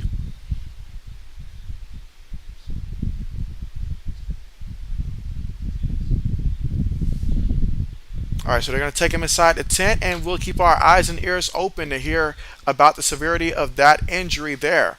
But the Hurricanes offense will now return here in the fourth quarter with 12 minutes and 10 seconds to go.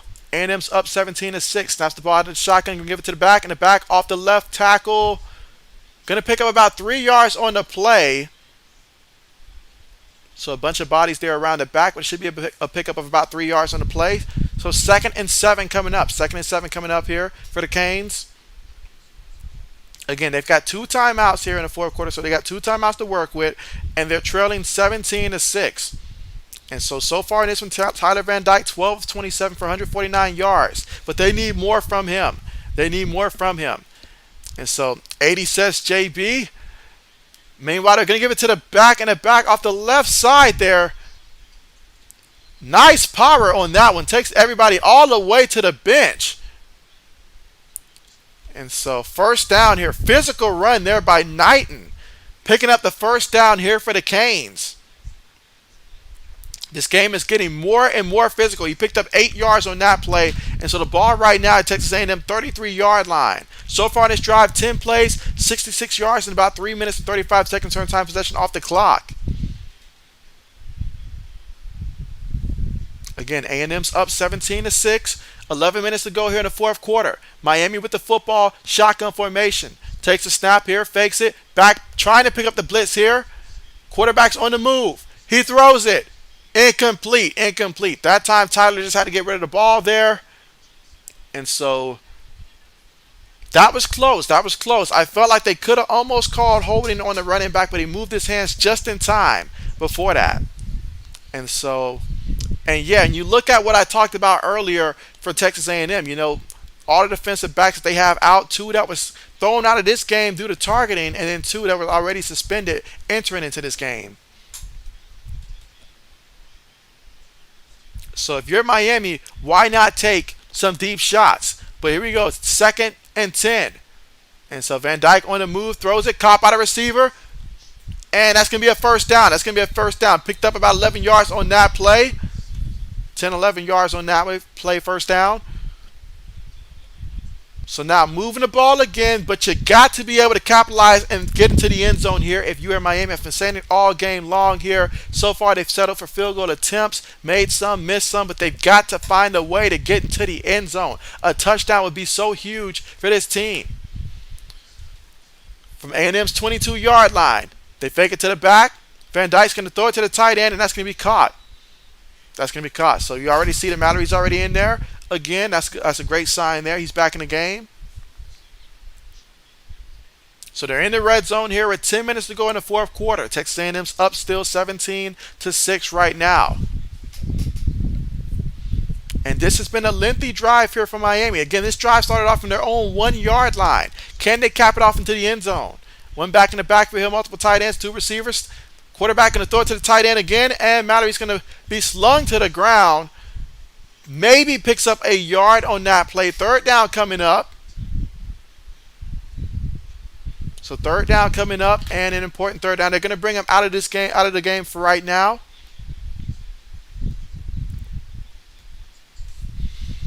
But again, 3rd and 6. This is where you look to your quarterback here for leadership to keep this drive going.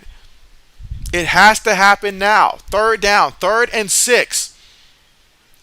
Out of the shotgun, you got trips towards the bottom of the formation here for the Canes. They're looking to the sideline to make adjustments. Will A&M bring pressure also? Takes the snap. A&M sends 4, throws it to the receiver, and oh, what a tackle that was. What a tackle. I was concerned for the receiver's legs on that play, but it seems like the defender is the one who's getting up slow, but he's getting up though.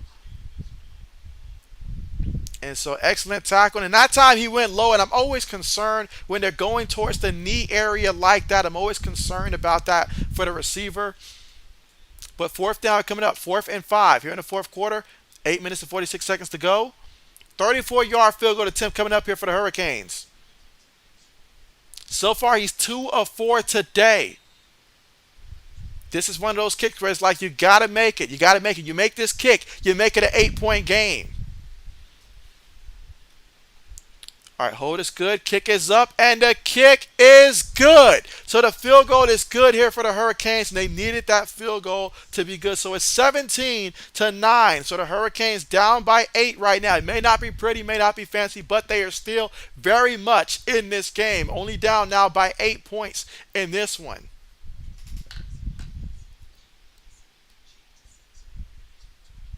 And so now we're going to hit the commercial here. But again, that was a nice drive there by Miami. They started off from their own 1-yard line there. So we saw a lot of positive things there, and they were able to get a field goal out of that drive. And so we'll now have to see how their defense holds up against Texas A&M's offense. But again, so far in this one now for the Hurricanes, Tyler Van Dyke, 16 of 32 for 166 yards through the air. No touchdowns, no interceptions. Meanwhile, for Texas A&M, Max Johnson, he's 9 of 18 for 134 yards and 1 touchdown through the air. On the ground for the Hurricanes, 34 carries, 167 yards on the ground. Henry Parrish Jr., he's got 15 carries for 82 yards. Jalen Knighton, he's got 14 carries for 77 yards. Tyler Van Dyke's also got 4 carries for 9 yards as well. Meanwhile, for Texas A&M on the ground, you've got Devon Arcane, he's got your 14 carries for 79 yards. And you got Max Johnson, the quarterback. He's got you 7 carries for 23 yards as well. L.J. Johnson Jr., he's got you 2 carries for 3 yards, but he's the one that has the rushing touchdown. So the most important carry so far today here for the Aggies. But again, still right now currently at the commercial.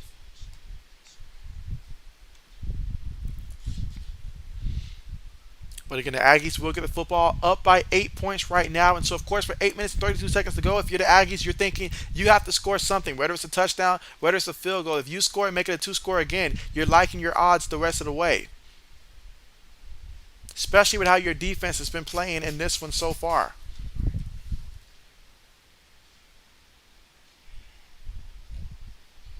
And so meanwhile, just another reminder that tomorrow, the next game I will be live streaming will be Sunday Night Football. That's right, we'll have the Bears and the Packers matching up for that one. And so should be a great matchup. So I will be doing a play-by-play for that game as well. And also on Monday for the Vikings and the Philadelphia Eagles for Monday Night Football. That is going to be the game that I will be streaming on Monday.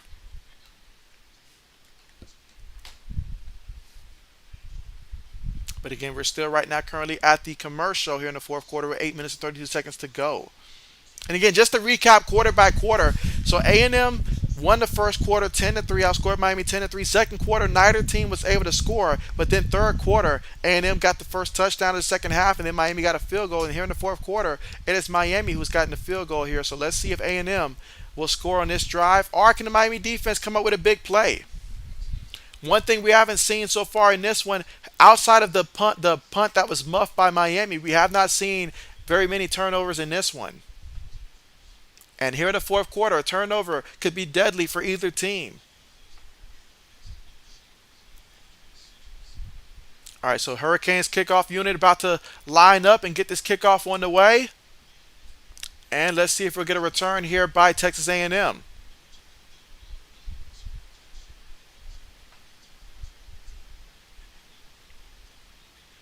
But look at that. Miami has 4 trips today in the red zone to have to settle for 3 field goals.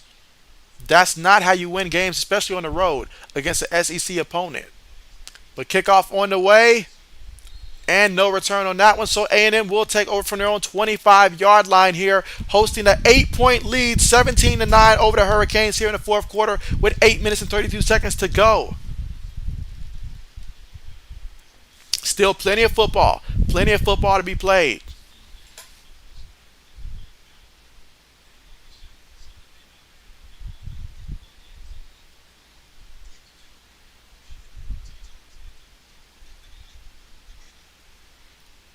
All right, so now we're going to have Johnson here lining up. Let's see, 1st and 10 here for the Aggies. Again, from their own 25-yard line. 2 tight ends, 2 receivers. Receiver goes in motion. One back in the backfield. Takes a snap there, gives it to the back in the back up the middle. And he's met by some linebackers there, not going anywhere on that play. And so that time, Miami ready for it. 2nd and 10 coming up. So 2nd and 10 coming up from their own 25-yard line. Again, at this point of the game here, every first down that you get for the Aggies, that is a win right there. Because their defense has done a tremendous job. Even though Miami's moved the ball, they've done a great job of keeping Miami out of the end zone so far today. So if you're the offense, you want to move the ball here, take some time off the clock, and get a score of some kind. But trips towards the bottom of the formation here, one receiver at the top, shotgun formation, takes a snap, Miami sending 4. Johnson in the pocket, throws it, caught by the receiver, and he's going to get brought down at the 30-yard line. Williams with the tackle for the Hurricanes. So now we got 3rd down coming up. 7 minutes and 40 seconds to go here in the fourth. So big 3rd down coming up for both of these teams here. A&M, do you keep this drive moving? Or from Miami, do you get to stop and get the ball back to your offense here? But 3rd and 4 coming up. Let's see if Miami dials up some pressure here. All right, shotgun formation here. 4 receivers, 1 back. Receiver goes in motion. Take the snap. Miami sending 5. Johnson throws it. Incomplete. So that ball is incomplete. So credit goes to the Hurricanes defense there. Knowing the assignment, going out there, getting the stop. And so now the punt unit will come out for Texas A&M. And we'll see what the Hurricanes offense can do here.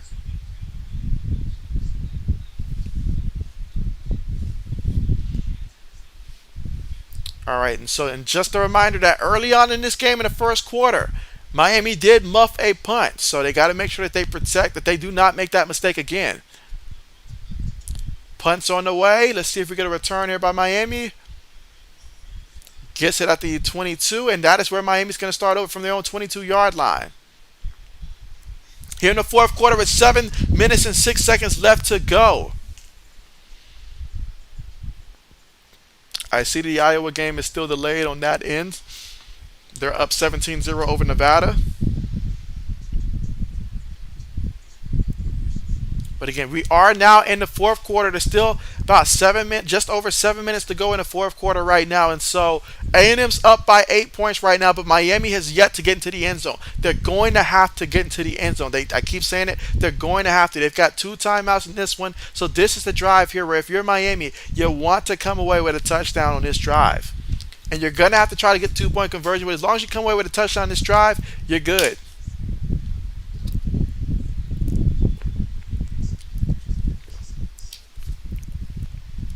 Meanwhile, update from around college football. USC is up 21-10 over Fresno State in the second quarter. But again, both teams have done tremendous on the ground. Let's see, 80 says JB.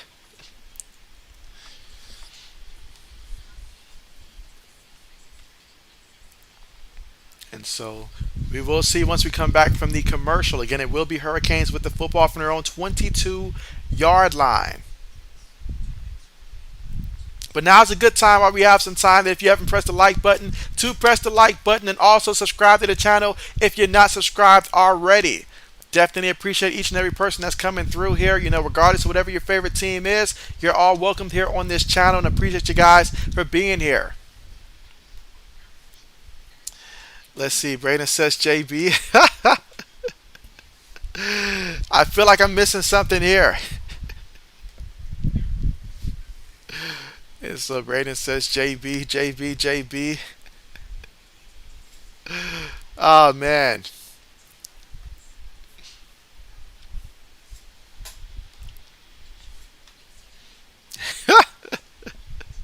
And so Braden says it 5 times.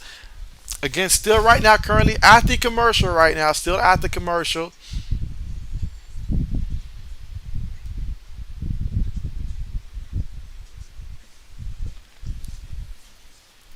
I see Arizona's tied right now, 7-7, North Dakota State. Eastern Michigan's over Arizona State here, 10-7.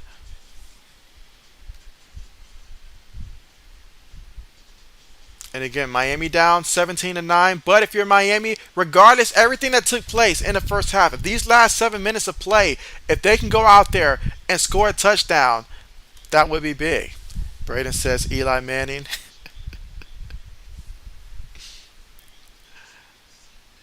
All right, so here we go, getting ready to get back to the action. Hurricanes from their own 22-yard line, going to line up in a shotgun here. You've got 3 receivers, 1 tight end, 1 back. Takes a snap, fakes it to the back, in the pocket, throws it, and that's going to be completed. Completed there, all the way to about the 39-yard line. So a nice pickup there over the middle to Smith for the Hurricanes. And that time Smith on the ground, able to make that reception. Nice clean catch. They got 3 receivers towards the bottom of the screen here. It's going to snap the ball, give it to the back. The back off the right side. They're going to pick up about 2 yards on that carry. Second down coming up here. 2nd and 8. Now, last time Miami had the ball, it took a little bit of time, I'd say about a good 5 minutes off the clock. And so if you do that again here, if you're in Miami, you cannot settle for 3 points if you take that much time off the clock to score. You're going to have to find a way to get into the end zone. You got to find a way. But here we go, guys. 2nd and 7 here from Miami's own 41-yard line. Running back goes in motion, takes a snap. Looking, throws it over the middle, caught by the tight end. That's going to be a first down there and take the ball into A&M's side of the field here. So once again, Miami in familiar territory here. They've been here a bunch, but can they come away with something other than a field goal here? 6 minutes left to go here in the 4th quarter. Again, the Canes, they do have 2 timeouts. A&M's got 2 timeouts as well. So let's see, from A&M's 47-yard line. 3 receivers, 1 tight end, 1 back. Takes a snap, gives it to the back. The back trying to get off the right side, trying to get to the edge. They got him. Bring him down. But there is a penalty. There is a penalty. Let's see what the penalty is going to be.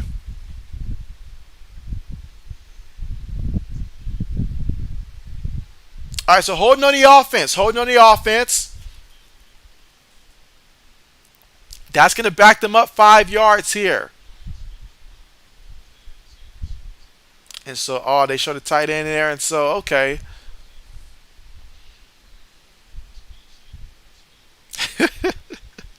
Eddie says he's messed up. So, 1st and 20 after the holding penalty for Miami. Trips towards the top of the formation here, 1 receiver at the bottom. Shotgun formation here, takes the snap. Van Dyke throws it quickly to the receiver, and that's incomplete. Incomplete in the direction of Smith again, and another incompletion. 2nd and 20 coming up. Here in the 4th quarter at 5 minutes and 19 seconds to go. And so that holding penalty was a big penalty. It was a big penalty. But here we go, shotgun formation here. Their own 43-yard line.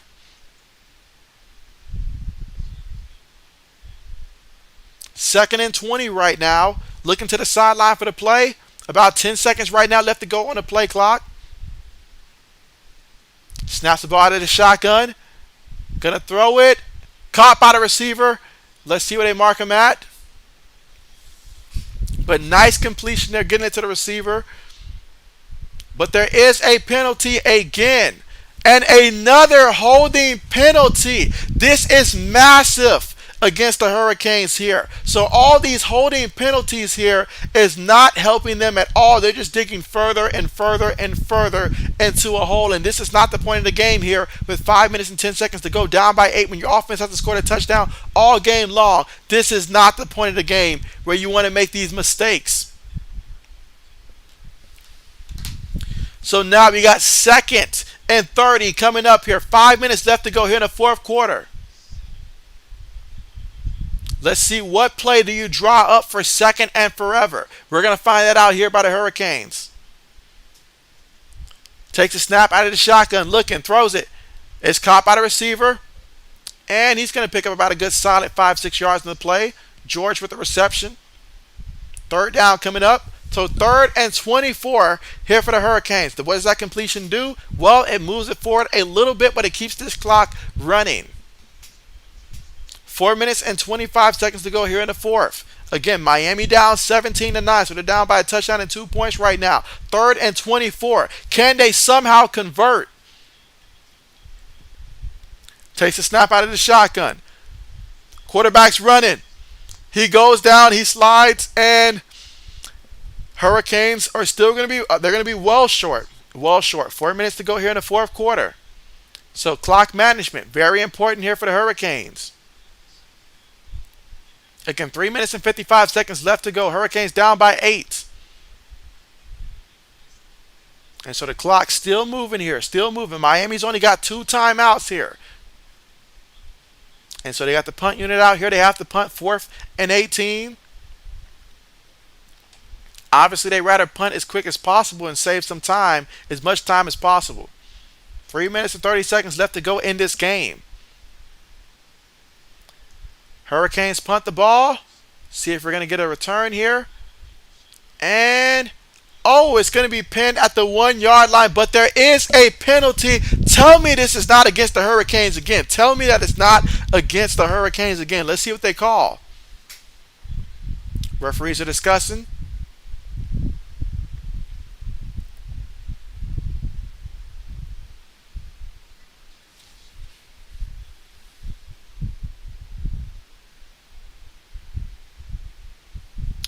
And so illegal formation is the call. So you negate the fantastic punt that the Hurricanes just had on that play. And so another penalty. And so this drive was just devastated by penalties all throughout. Then you finally get a good punt. That tells you if you get a 3 and out, you might can get some good field position. And then you find a way to mess that up here. So all these penalties, from the holdings to the illegal formations, all of that. So let's see if this punter can replicate the punt he made last time. And so 80 says, bro. And so definitely hope you're okay over there, 80s. Let's see, punt on the way here. And, oh, he fumbled it. He fumbled it. He fumbled it. I cannot believe it. So, talk about karma. What happened to the Hurricanes in the first quarter? This would be devastating for A&M if they didn't recover this. Now, lucky for them, they were able to recover it, but my goodness, that was close. That was if you're the Hurricanes right now, you're kicking yourself right now because you know that was your chance to even up the score. That time, Smith made a massive mistake, and lucky for him, he was able to recover. He had to fight for that one. It was him versus like 3 Hurricanes at the bottom of that pile. Don't know how he was able to hold on to that one, but he knew that was his behind if he messed that one up. Wow. Meanwhile, 80s, you good over there? You good over there, 80s? But man, that could have been devastating right there. But lucky for A&M, able to hold on to the ball there. So they will have the football here. They're up 17-9. So they're up by 8 points here in the fourth quarter. 3 minutes and 20 seconds to go here. And so if you're A&M, you want to run the ball and melt as much clock as possible. Hurricanes only got 2 timeouts right now. And so each first down you get is more and more devastating. And so ultimately, if you come away with any type of points and you melt the clock, that's considered a W there for A&M. Whether we're talking a field goal or a touchdown, just come away with some type of points on this drive and preferably run out the clock as well if you're A&M. but they'll have to start from their own 7 yard line. Their own 7 yard line. If there's a lesson to be learned in this one for kick returners, make sure that you guys do call the fair catch or either just get away from the ball.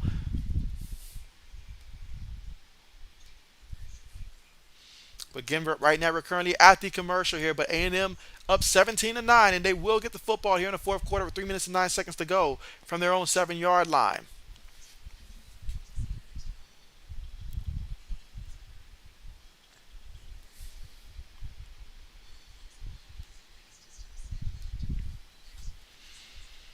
But again, still right now at the commercial.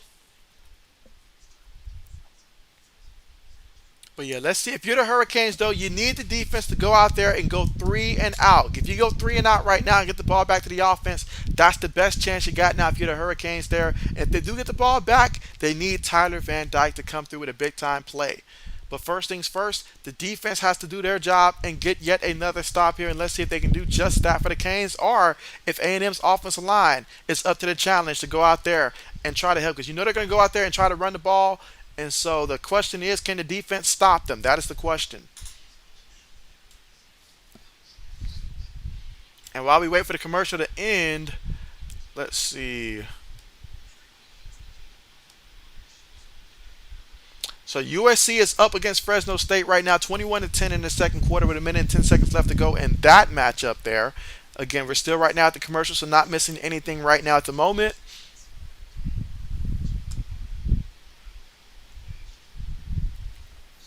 Let's see. I see right now we're currently at 18 thumbs up. So, yeah, let's see if we can get over 20 thumbs up before this is all said and done. But appreciate you guys so much for all the thumbs up. And those of you guys that did join the channel on this stream, appreciate you guys as well. And so, Lewis, what's good with you? What's good with you? How's it going? How is it going? And what are you thinking of the game so far in this one?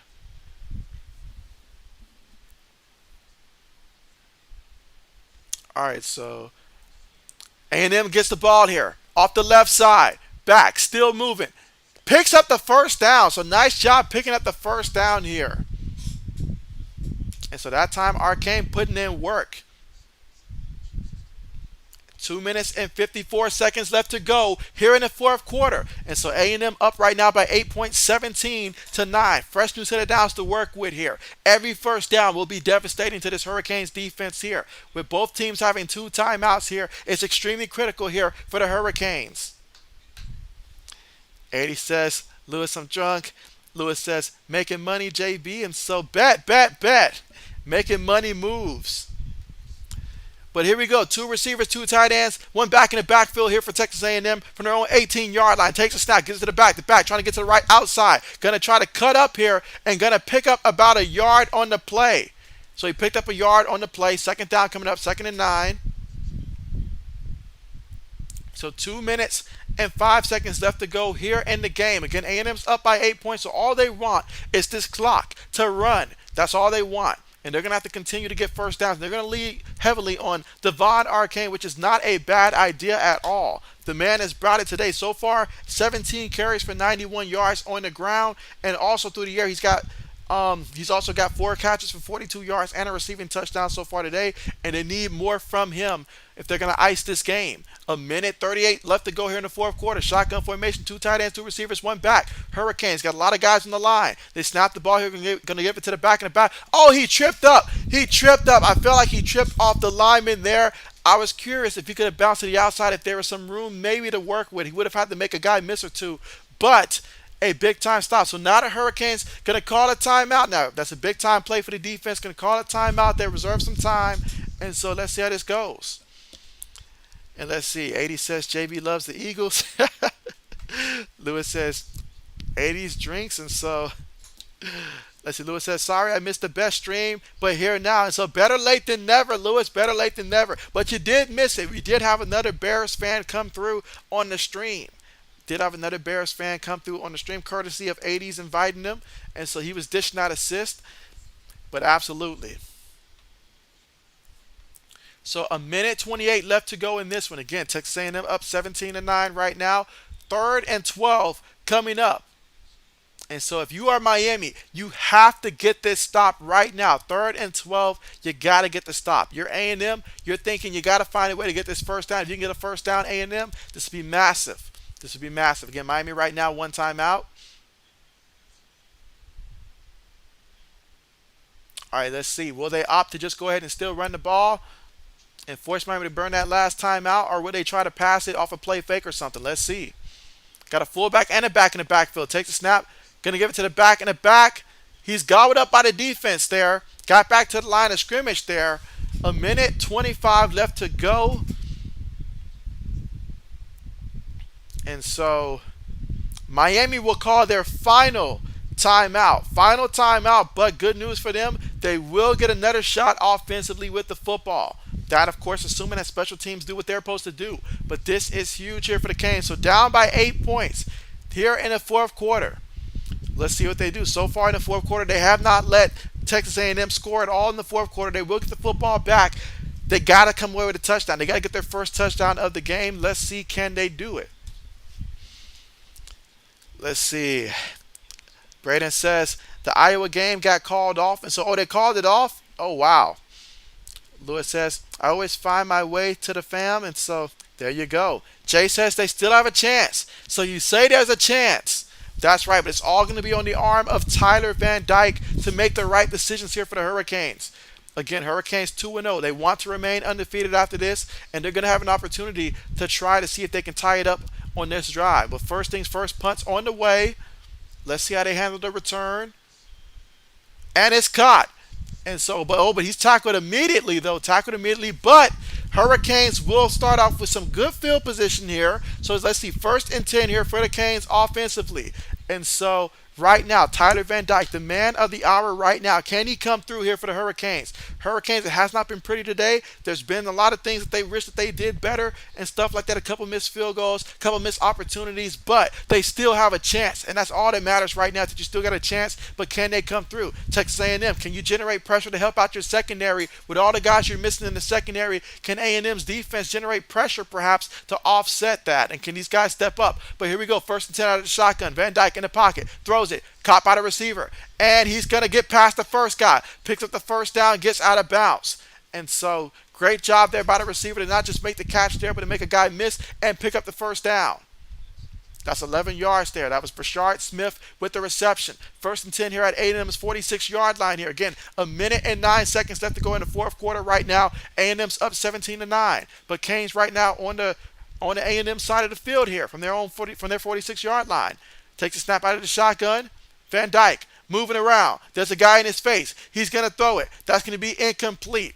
Tight end near the ball here, but it's incomplete. So 2nd and 10 coming up here in the fourth quarter with a minute and 2 seconds left to go. Again, the Canes cannot stop the clock with a timeout. They've got no timeouts remaining. But in college football, you get the first down, clock will stop. So they got plenty of time to make something work. Let's see. 80 says JB needs a refill. Lewis says no more offense. Braden says it's 80 stoned.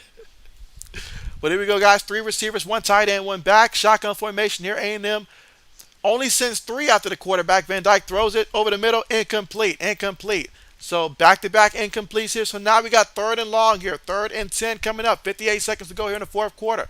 Hurricanes have to make it happen on this drive. There is no more tomorrow if you don't get it done today right now. So they've got to find a way to see if they can win this game. Big, massive 3rd down coming up here. 3rd and 10. Will A&M opt to maybe send some pressure? So far in this drive, they've been dropping guys back, sending 3 after the quarterback. Will they step it up? And again, a young secondary right now for Texas A&M. Here we go, shotgun for the Canes. And up, there's going to be a timeout here. It's going to be a timeout called here. That's going to be Texas A&M. They're going to call a timeout. They want to talk about things here and make sure they draw up and that everybody understands their assignment. A good call here considering you lost 2 guys due to the targeting earlier in the game and also got 2 guys suspended in that secondary. So everybody's got to make sure they understand their assignment and execute it on this upcoming 3rd down here for both of these teams.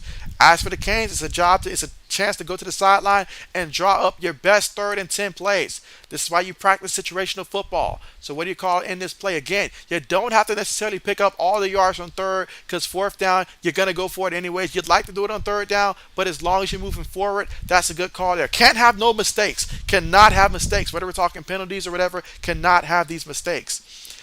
80 says Braden, yes, yes, yes. Lewis says JB, you know I'll be here tomorrow for sure. And so that's right, tomorrow for them Bears and Packers.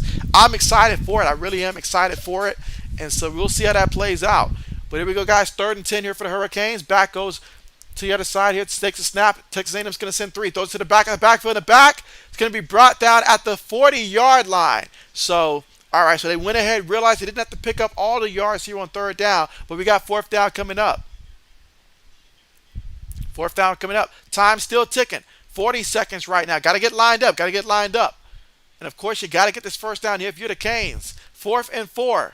Takes the snap out of the shotgun. Throws it. And it's incomplete. It's incomplete. It went through Smith's hand that time. It's incomplete. So the Aggies will end up winning this game. Massive stop there for the Aggies.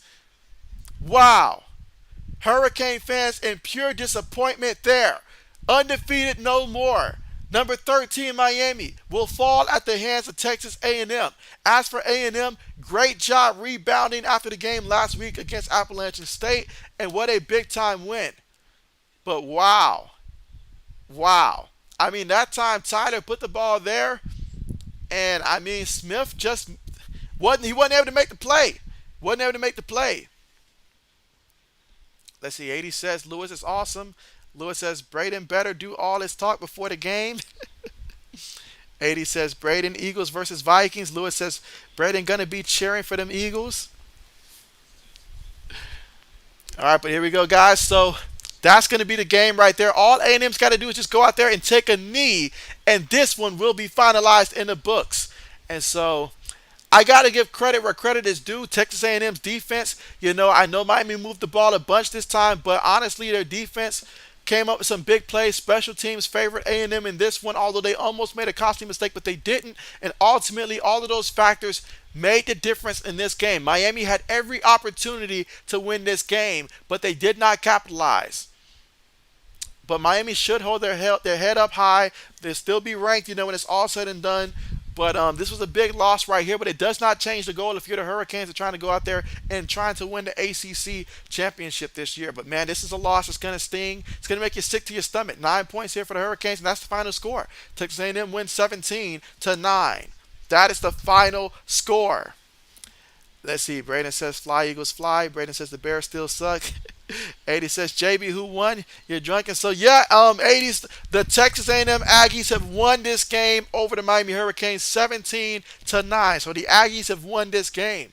Jay says, great stream. JB, thanks for what you do. See y'all tomorrow night for Sunday Night Football. I appreciate you guys. Thank you guys so much for coming through. Appreciate all of you guys. And again, if you were just watching the stream there, be sure that you are subscribed to the channel so you can see future streams as well. And not only that, when I do drop, other news and stuff like that throughout the week as well. So make sure you guys are part of the JB Nation community for sure. But yes, looking forward to tomorrow, guys. Looking forward to it.